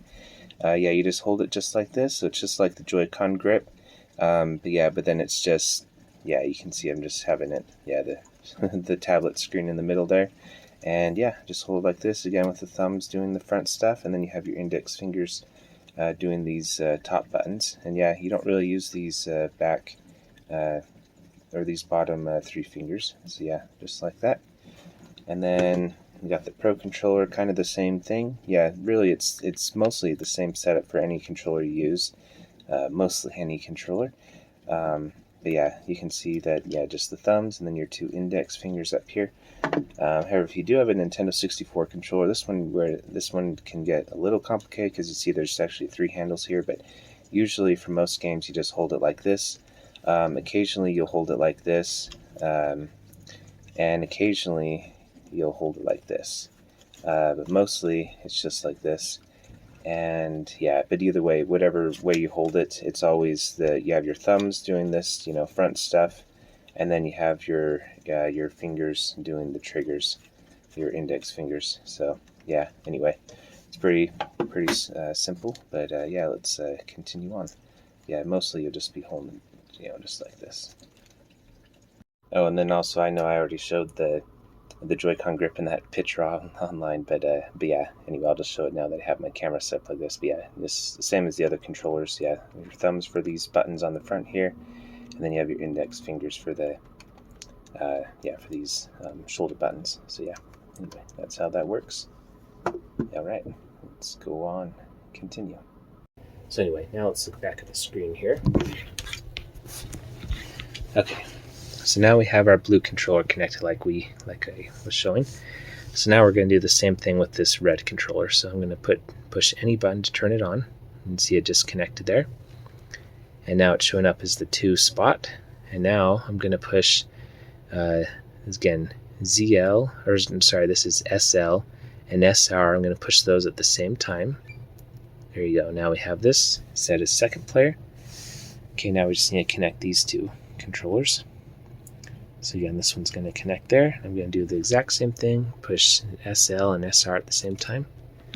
There we go. Okay, and then here we have this one. Again, exact same thing. I'm going to turn it on just like that. Okay, and then once it's connected, it'll also rumble a little bit if you pay attention. Once it turns on, it connects, it rumbles just a tiny bit. Okay, there you go. Now we have 4 controllers connected. So yeah, now we have, easily we can have 4 players, playing Mario Kart all together. And yeah, just like that. Let's see here. Oh, and then also, if you ever forget, like let's say that, people are playing and, basically you're playing, like the cup game where you're moving it around and like you get the controllers all mixed up, whatever. You forget which one is first player, and yeah, you don't want to go through this process of resyncing everything and putting it in the right order. You can actually just look at the top of the controller here, and you can actually see which is which. So you can see there's one light here, and then let's check this one. See, this one's 4, so that means this is 4th player. So yeah, I'll show you what that means in a little bit later, but yeah, basically this is, so like for example, if you have 4 people playing and the 4th player picked their card in Mario Kart, then they would want to grab this controller again if they put it down. So this is 4th player. Let's see how many lights are on this one. This is 2nd player. Okay, so we'll put that one right there. And then you can see this one has 3 lights, so this is 3rd player. So this is our correct order. Yeah, 4, 3, 2, 1. There you go. Okay. Now, there are some games like Super Smash Brothers, though, where you can actually connect up to, you can have 8 players playing. And so, if you're going to have 8 players, you actually can connect more controllers. So, like, let's say you have these 4 Joy-Cons, and then you also want to connect a Pro Controller. So, obviously, there's only 4 lights here, so let's see what happens when we connect this. Look at that. So now we have 2, but you can see that they're apart from each other. So the way this works is basically it's saying that this is 1, but then it has 1 over here. So basically this means that this is 5th player. It's kind of weird to think about. Let me show you what 6 looks like too. Hold on, let me grab another controller. Okay, yeah, so this is a Nintendo 64 Switch controller. So again, we have this round button up here. I'm going to push that to sync it. And then we can see how the lights look once it's synced up here. Okay, so yeah, so now you can see that it's like the second wave of controllers and then 6. Yeah, so this is 6 player. And again, once you get above 4 players, they actually don't all show up on this screen either, so you just kind of have to memorize what these lights mean. But yeah, let me actually grab 2 more controllers and I'll show you what 7 and 8 look like as well. Okay, so here I have a few more of these Nintendo 64 controllers. These are really nice, but you can only buy them on Nintendo's website, so yeah, it's not like you can just go to GameStop. But anyway, let's go ahead and sync this one. So this is going to be 7th player. Alright, so see, that's what 7 looks like. And then we'll do the last one. This will be 8.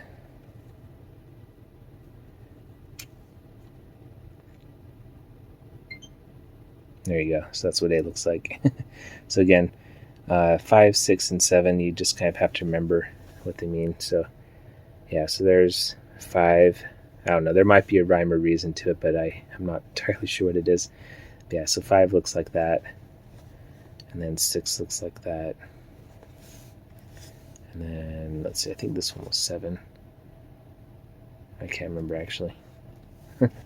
Anyway, yeah, you'll see what you can go back and see what they look like. But yeah, basically each 5 through 8 has like a different light combination. That's how you can tell which is which. So yeah, anyway. But yeah, I think mostly you probably are just using 1 through 4 controllers. So yeah, that's really easy to just count to see how many lights are on, and yeah, then you can just see which is which. So but yeah, you can connect up to 8 wireless controllers. And yeah, speaking of connecting controllers though, so let's see, let's go back here. I'm going to change grip and order. By the way, when you go into change grip and order, it actually will go in and disconnect all your controllers so you have no controllers connected. But let's say that, for example, you want to have one of these connected. So like, for example, let's say that you want to have one person play with these two, in the Joy-Con grip like this, but then you want to have the rest of these plus another controller. You actually won't be able to. Basically what I'm trying to say is that this now counts as 2 controllers, even though like only one person is going to be holding it. This counts as 2 controllers because there's 2 controllers connected.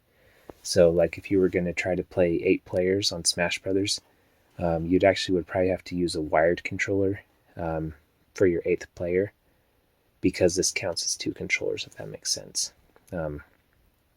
Yeah, you probably won't run into that situation very often, if at all. But if you ever do want to have 8 players playing, then yeah, just keep in mind that you might run into problems with how many controllers are connected. Because basically you can have a total of 8 wireless controllers connected, and that has to do with, I'm pretty sure it has to do with like the Bluetooth standard that the Switch and other devices uses. It goes by 8, and so yeah, this counts as 2 controllers, even though just one person will be holding it. Yeah, because there's 2 controllers technically in there. So yeah, anyway, that's how the syncing works. I hope that all of that made sense. So yeah, basically you can either sync the Joy-Cons like this. This is a bit more comfortable to hold in the grip. Or if you need extra controllers, you can also put them on their side. Like I was saying, you just turn them on and then push SR and SL at the top here. Yeah. And then you can also, connect other controllers like, these Nintendo 64 controllers if you have them, or if you have the Super Nintendo controllers or whatever. Yeah, you can connect those, or you can connect these Pro controllers, which I highly recommend again as well. And yeah, you can see all the different controllers on there, and 1 through 4 show up on this screen. And then if you connect more than that, 5 through 8, they won't show up on the screen, but yeah, they do still work on the Switch. And then again, if you have a third-party controller, you will have to look at the individual instructions on how to sync those. But yeah, they're usually pretty simple though as well, and a lot of times they're even exactly the same. So yeah, just look at your individual instructions. But yeah, the original Nintendo controllers, they all have these little circle sync buttons on the top that you push. And yeah, anyway, let's go on to the next topic now. Okay, and then another thing I forgot to mention with these controls with the Joy-Con controllers, when you actually have them on the side here, so like if you want to again divide them up for more players, you can actually use these Joy-Con grips or straps, I mean. So yeah, so this is where these come in. So again, the ones that came in your box are probably just this, probably a gray color, but yeah, I just happen to have these special edition straps. But yeah, anyway, so what you want to do is you want to slide them onto the side of the controller. Again, this is really hard to do with one hand, so I'm going to set this up real quick. Okay, there we go. So yeah, so basically you can see on the side of the controller here, turn on that flash. So yeah, I can see that there's a rail here. So basically it just slips on this rail and then you just slide it down. And then this is extremely important. I have messed up on this many times, and I've also seen other people mess up on this many times, but this is kind of a bad design on Nintendo's part, but the orientation of this strap is very important, and it's very easy to get mixed up.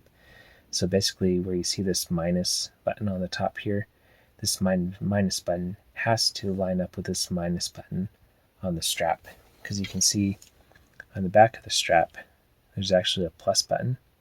So if you try to, so like for example, well, let me show you the right way to put on first. So yeah, you just put it down all the way, just like that, until the minus is with the minus button or minus sign, and then there's a little, there's like a little button down here, like a little locking mechanism. You can push this in, and then it'll lock it so it won't fall out.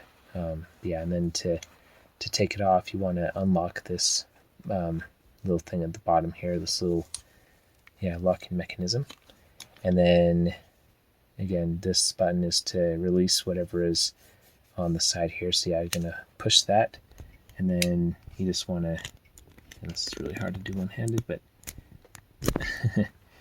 okay, I'll just hold on, pause the video.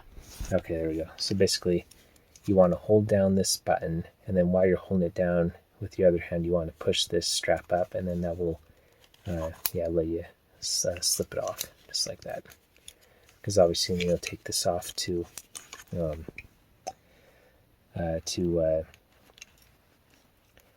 put in the Joy-Con grip, or to put on the side of the Switch again. Yeah, and actually right now it's like, I need to I don't know, these straps really aren't the best designed thing. They are kind of nice to use, because basically the benefits of them is, let me put it back on. See, even like right now, see this, it wasn't like going on because this locking mechanism went back up. But anyway, the benefits of them is that you then now have much larger shoulder buttons. These are much easier to hold than before, or much easier to push. Well, yeah, easier to hold too. So yeah, instead of just having this flat top that kind of digs into your fingers a little bit, it's like kind of smooth. And then these buttons are much easier to push at the top. So like on Mario Kart, this is for jumping, and then this one is for your items. And so yeah, it's just much easier to use with these straps on. And then also you can put this on your wrist. So then, like if you're playing like a Just Dance game, then yeah, if you moving the controller around, because these have motion controls inside of them, and you accidentally drop your controller, then yeah, this will, it kind of protects it so it doesn't just crash on the floor and break, even though I think they're actually pretty hard to break. So yeah, they are pretty nice once you get them on, but again, there's just a lot of ways to mess these up. So now let me show you the wrong ways to put these on. Okay, so the wrong way to put this on is to start from the bottom. So yeah, so if you try to put it on this way, and I'm not going to do it because it's very hard to get these off once you put them on the wrong way, but I'm just going to pretend I'm doing it. So if you put it on this way, or now you can see that the plus is on the bottom and the minus is on the top. I wish they would have designed it where it just wouldn't go on this way, but it does, and then it's like impossible to get off. But basically, this is the wrong way. Never do it this way. Always start from the top of the controller. And again, the top is, when you have it plugged in, this is the top, where the ZR or the ZL and the IL buttons are, or on the other side, the ZR and the ZL buttons, or ZR, R and ZR, sorry. But yeah, anyway, you just always want to start on the top and just slide it down just like this. And then for the left side, you can see there's the minus, that lines up with the minus. And then for the right side, again, the same thing. Again, it's just easier I'm just pretend that I'm sliding it on here. So you can see that the plus lines up with the plus. So yeah, just always make sure that the plus lines up with the plus and the minus lines up with the minus. As long as you do that, you're golden. Yeah, 4 is golden. Yeah. Yeah, that's an inside joke. But anyway, yeah, plus always lines up plus on these straps, and minus always lines up with minus. Yeah, so anyway, yeah, so that should be good for that. So now let's talk about how to actually charge the Joy-Con controllers. So yeah, as you can see right now, they're this, so on this, let me go back here. So you can see on this controller screen, so when you go in here, it'll actually show you the battery life of the different controllers you have connected. So like if I connect another one of these, like this Nintendo 64 controller, that one's full battery. I thought one of these wasn't full battery. Maybe they are full battery though. Okay, this one isn't. Oh, and actually, I guess on this screen, it actually does show you more controllers that are connected. So yeah, so anyway, you can see that they're, yeah, so like this one isn't fully charged. So yeah. Anyway, so the way you charge these controllers is, well, first off, let's talk about the Joy-Cons. So the Joy-Cons, unless you buy a special charging grip, the only way to charge them is you have to actually plug them into the system. So like if I plug this one in, you can see now it's showing that it's connected up here and that it's charging. Same thing with this side. If I plug this one in, and just like that, now that one's charging too.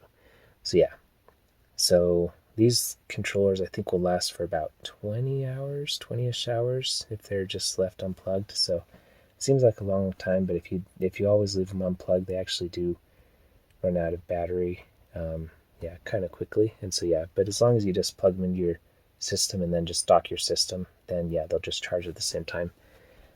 However, if you have your system unplugged like this, then it actually doesn't charge the Joy-Con controller. So right now they're just going off their own battery. They're not going off the system battery. So in order to charge the Joy-Con controllers, you do have to plug this into the dock.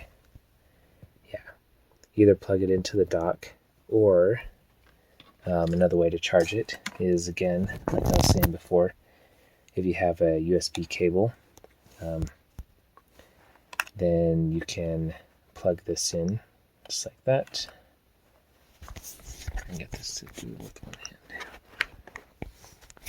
There we go. And then you can see when that's plugged into just this iPad charger, then yeah, then that will also charge everything. So yeah, that's another way to charge the Joy-Con controllers.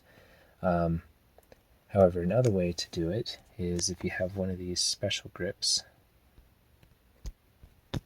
Okay, so this is actually a third-party grip that, yeah, you can see a previous video I did where I reviewed it. Yeah, Nintendo actually makes a charging grip as well. But yeah, I do have it, I just don't have it with me. But basically it just looks like this, except it's gray, and then it has a charging spot on the top. But yeah, basically the way this works is, so yeah, if we unhook these controllers here,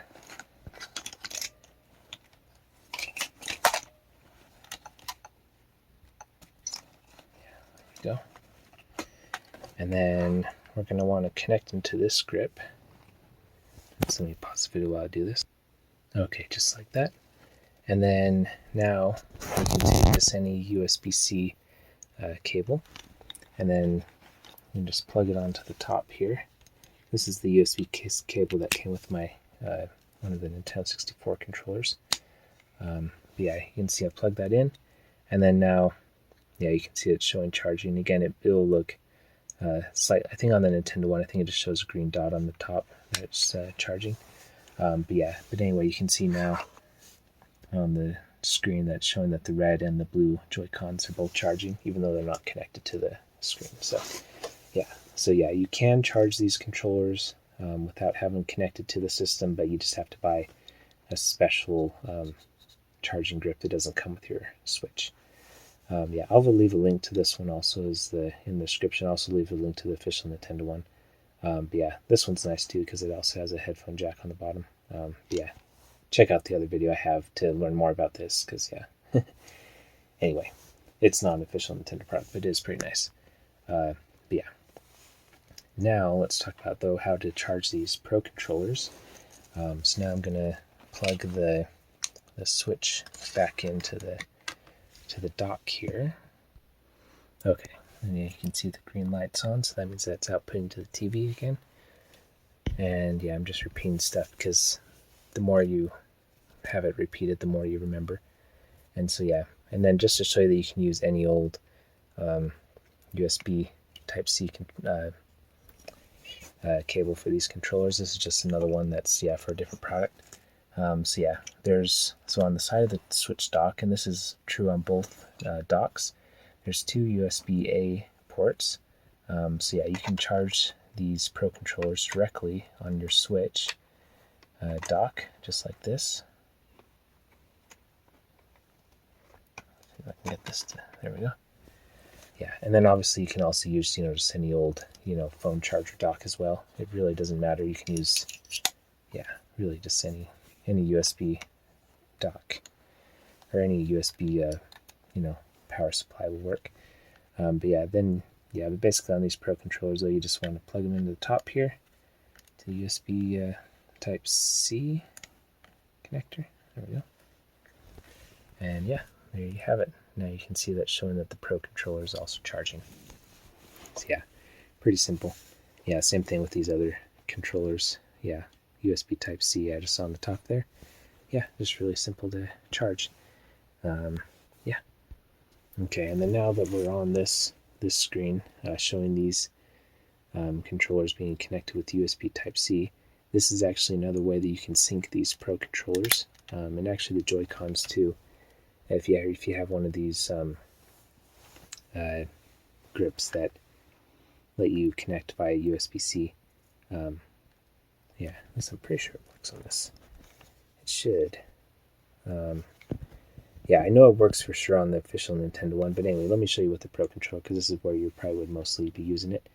But basically, let me unpair this controller real quick by pairing it to another switch.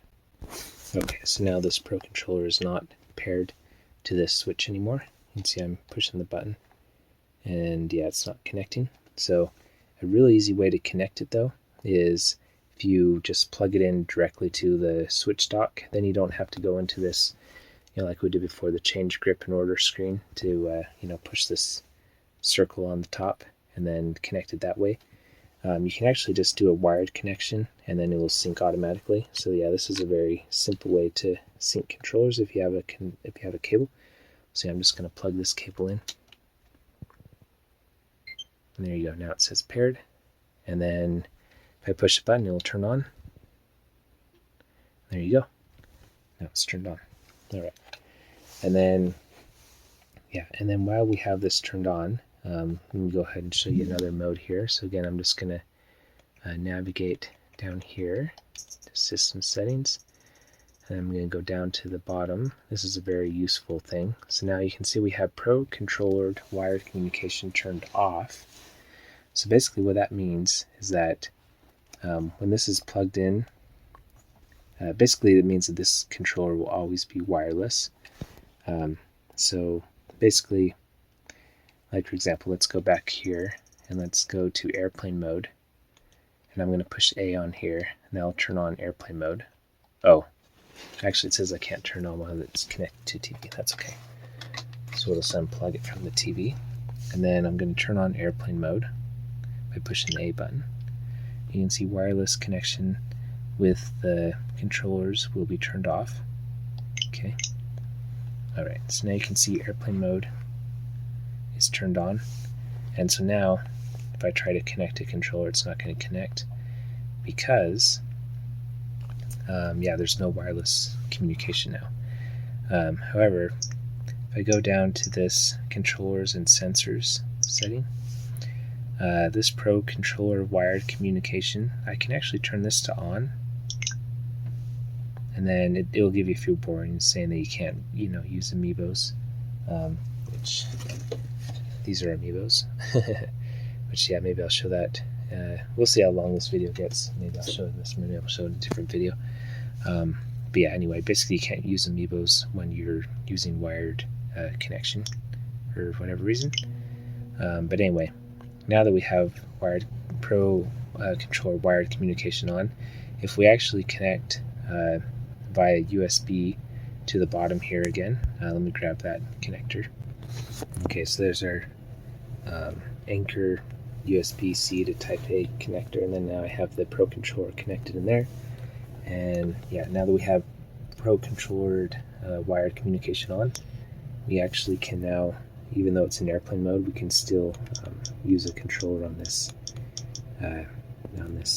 TV, or on this switch. So yeah, this is it's kind of useful for this mode, but what it's mostly useful for is when you're sometimes when you're playing with a bunch of different controllers. It's like a lot of times when you have, sometimes when you have a lot of different controllers connected, the wired connection just doesn't work that well, or the wireless connection just doesn't work that well. Like wired is just a lot more reliable. And so if you have this Pro Controller wired communication saying turned on, then if you're having, for whatever reason, you're having problems with the controller connecting wireless because you just have too much wireless signals in your house, then yeah, just having a direct wired connection with the copper, in these cables, is just way more reliable than trying to do stuff wirelessly sometimes. And again, this will also work when you have it plugged directly into the dock, which is when I usually use it. And there's also some third-party controllers that absolutely require this setting to be on. So yeah, I think it's just good to just always turn it on. I think by default it's turned off, but yeah, basically that means that now this isn't, even if we go back here and turn off airplane mode, oops, yeah, so I can turn this off. So now we can now we can connect to the internet stuff and Bluetooth. Then yeah, with this Pro wired controller, that means that it's still communicating through the USB cable instead of the Bluetooth. So yeah, it's just a more secure connection. Obviously the drawback is that then you're tied to the cable, but yeah, anyway, it's just something you can just have in your back pocket just in case you're having connection problems with the wireless. So yeah, I would recommend turning that on. Anyway, let's go on to the next tip though. Okay, so now before we get completely off the topic of controllers, let's talk about some cool navigation tricks. So first of all, I already showed you this before, but the home button is how you get to this main menu screen wherever you are. And yeah, but then the home button can actually do more than just taking you to this main menu screen. So another thing it can do is if you hold down the home button, and again, all controllers have a home button.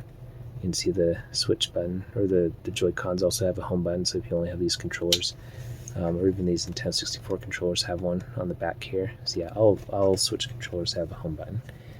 And yeah, so when you hold it down though, so when you just tap it, quickly, it takes you to this main screen. Or I guess actually if you push it again, then it'll take you into whatever game you were previously in. But yeah, so that will just kind of alternate between going into the game you were in and going back to the home menu.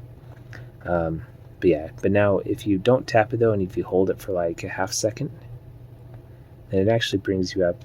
It actually brings up this menu over here,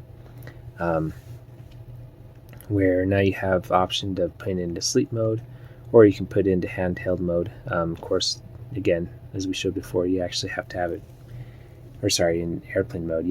But you have to have it in handheld mode, so you have to have the Switch undocked to put it into airplane mode. But yeah, anyway, you have that option here. And another option too in this menu is if you do have headphones plugged in. So, like for example, let me just plug these headphones in. Then you actually have another option here where you can change the headphone volume.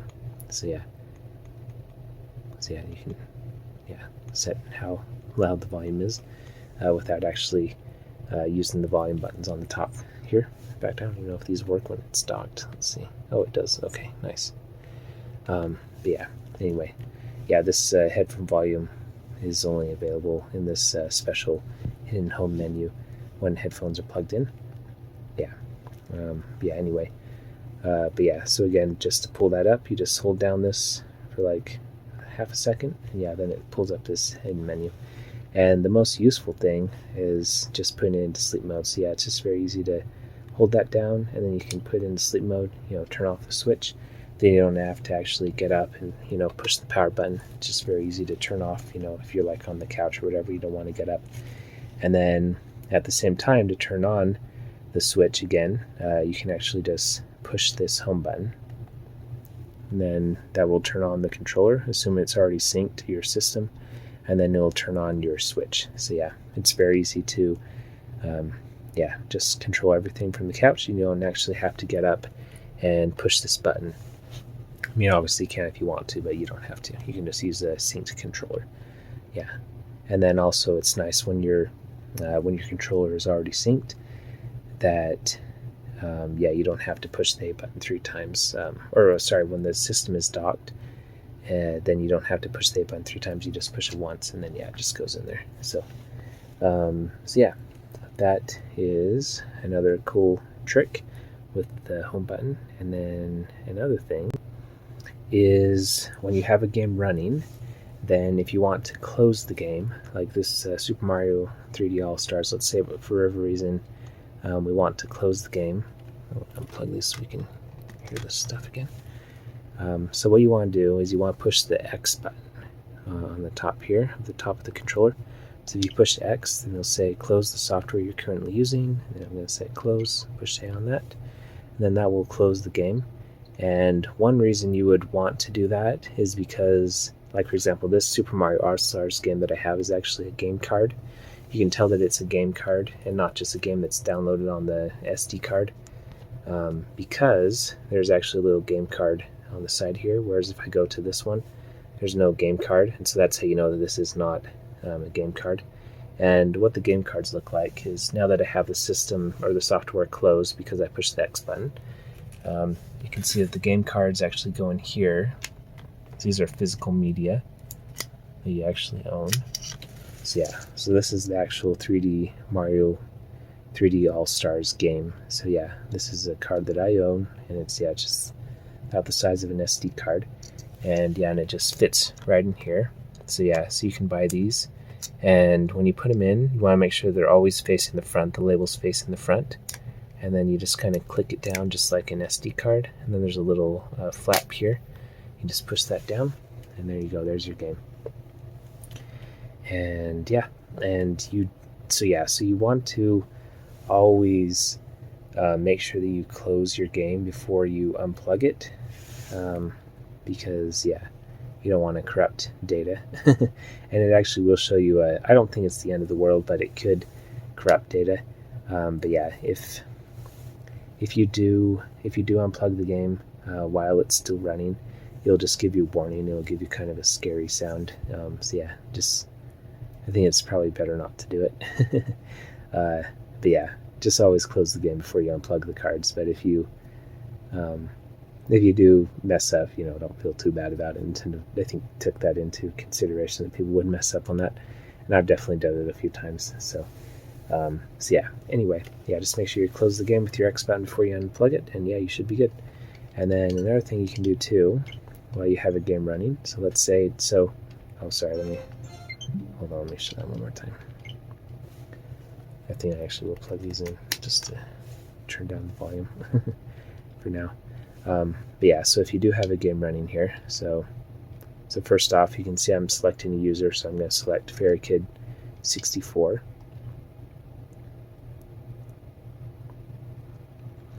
Okay, so this is my file, right? This is my file of Mario.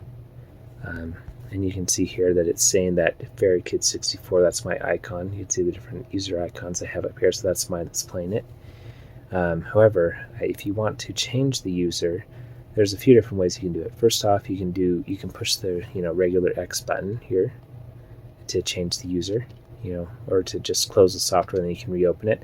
However, a little bit of a shortcut, and again, all these things I'm telling you are down here at the bottom, so if you ever forget, I'm just mentioning them because a lot of times you don't really notice that they're there.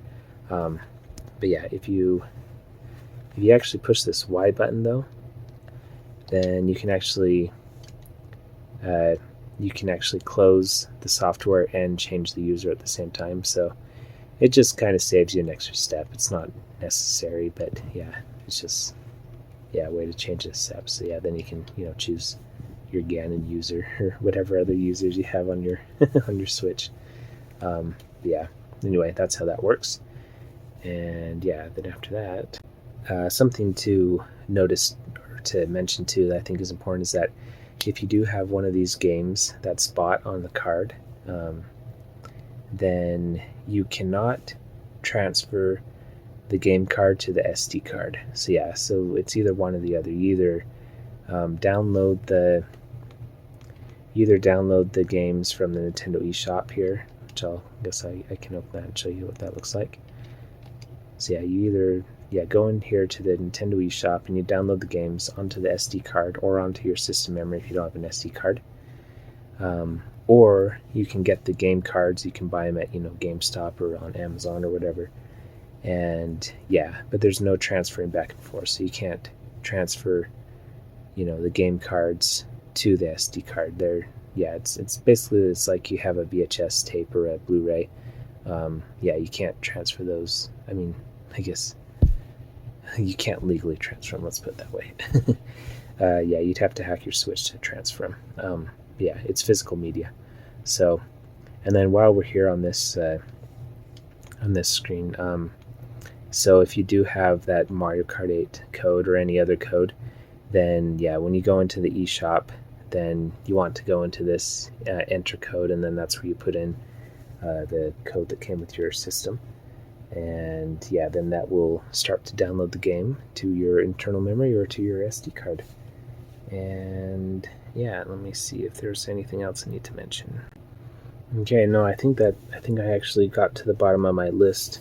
Actually, there was one more thing that I wasn't necessarily I was kind of debating on showing this or not, but this is kind of, I don't know, this isn't necessary. You don't have to use amiibos in games, but you can. So these are little figurines that you can buy at like GameStop and stuff, and you can use them on the Nintendo Switch. So basically, to scan amiibos though, you have to have a Nintendo Pro controller. And first off, if you're going to use one of these, then you don't want to have it in wired mode.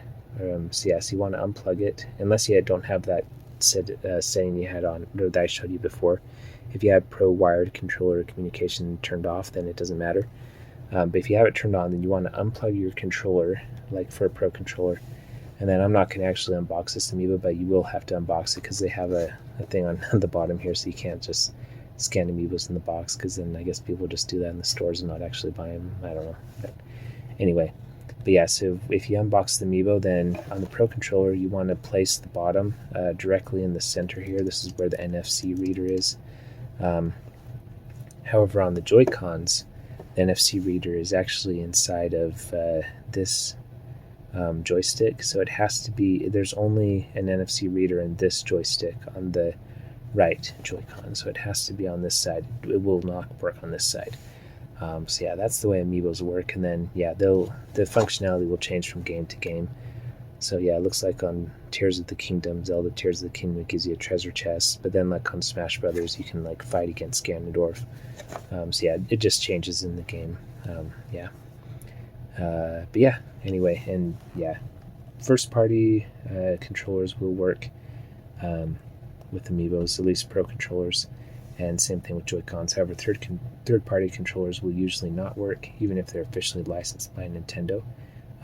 For example, this Pro controller is a wired controller that only works when you have it plugged in. You can see it just has a long USB cable, and I won't necessarily show you this one working because it does work, but amiibo functionality does not work on it. So just be careful when you're buying a controller if you do want to use amiibos, and make sure you find one that specifically says it works with amiibos, like these official Nintendo Pro controllers. So again, this one's licensed by Nintendo, but it's made by PDP. So just look at the packaging before you buy controllers, make sure it has all the functioning. And speaking of these controllers, these ones are cheaper. Like this one, I think costs about maybe $20-$25. However, a lot of times, like I think this one's missing motion controls. So like if you're like steering in Mario Kart, you can control like this with this controller. However, this one will not work. You have to use the joysticks, which I actually prefer these anyway. But I guess it kind of depends on the game, because then other games like Splatoon actually I think work better with motion controls. But anyway, this does not have motion controls and does not have rumble either. So like if you run into a wall in Mario Kart, your controller won't move, whereas this one will. anyway, just yeah, pay close attention to the packaging of your controllers. Make sure it has all the features and don't just go off of the price of the controller. That would be my recommendation. But yeah, anyway, I think that will do it though for this video. Okay, and then one more thing too I wanted to show real quick. I won't show how to set it up, but this is something that is useful, especially if you have your Switch where little kids are going to be using it. But yeah, we're going to go, so I went back into the settings, the gear icon. Actually, I'm going to use this controller because that camera's like freaking out. Hold on. Stop. There we go. Okay. So what you're going to want to do is you want to go down to parental controls, and then you can actually see there's a little video that shows you what it is. You can look at that on your own time. Well, this is your time, but yeah, I won't take up more of your Christmas day. So yeah, this is a cool video though. But yeah, anyway, parental controls though lets you do stuff like you can set limits to how long the Switch is played. So like if you only want, kids to play it for a half hour or an hour or whatever, you can set all that up. You can also set different software limitations. So like for ratings, so like if you don't want them playing mature games, you can also, set that up as well. And just stuff like that. You can also have a thing where you can see how long different games have played, and it's just a really cool system. But yeah, let me know if you want another video showing how to set that up. But yeah, I'll keep that out since, again, this video is already getting kind of long. But I just wanted to show that real quick before ending. I think I got through everything on the list. It was quite a long list, but yeah, I think that should be good for now. So yeah, if you have any questions, let me know. And I will leave links for most of this stuff in the description. If you have any thoughts or whatever, just let me know. And yeah, thanks for watching. Make sure you like and subscribe, and yeah, we'll talk to you later. Have fun playing your Switch, especially if you're playing on a CRT. All right, see you later. Bye. Oh, and Merry Christmas.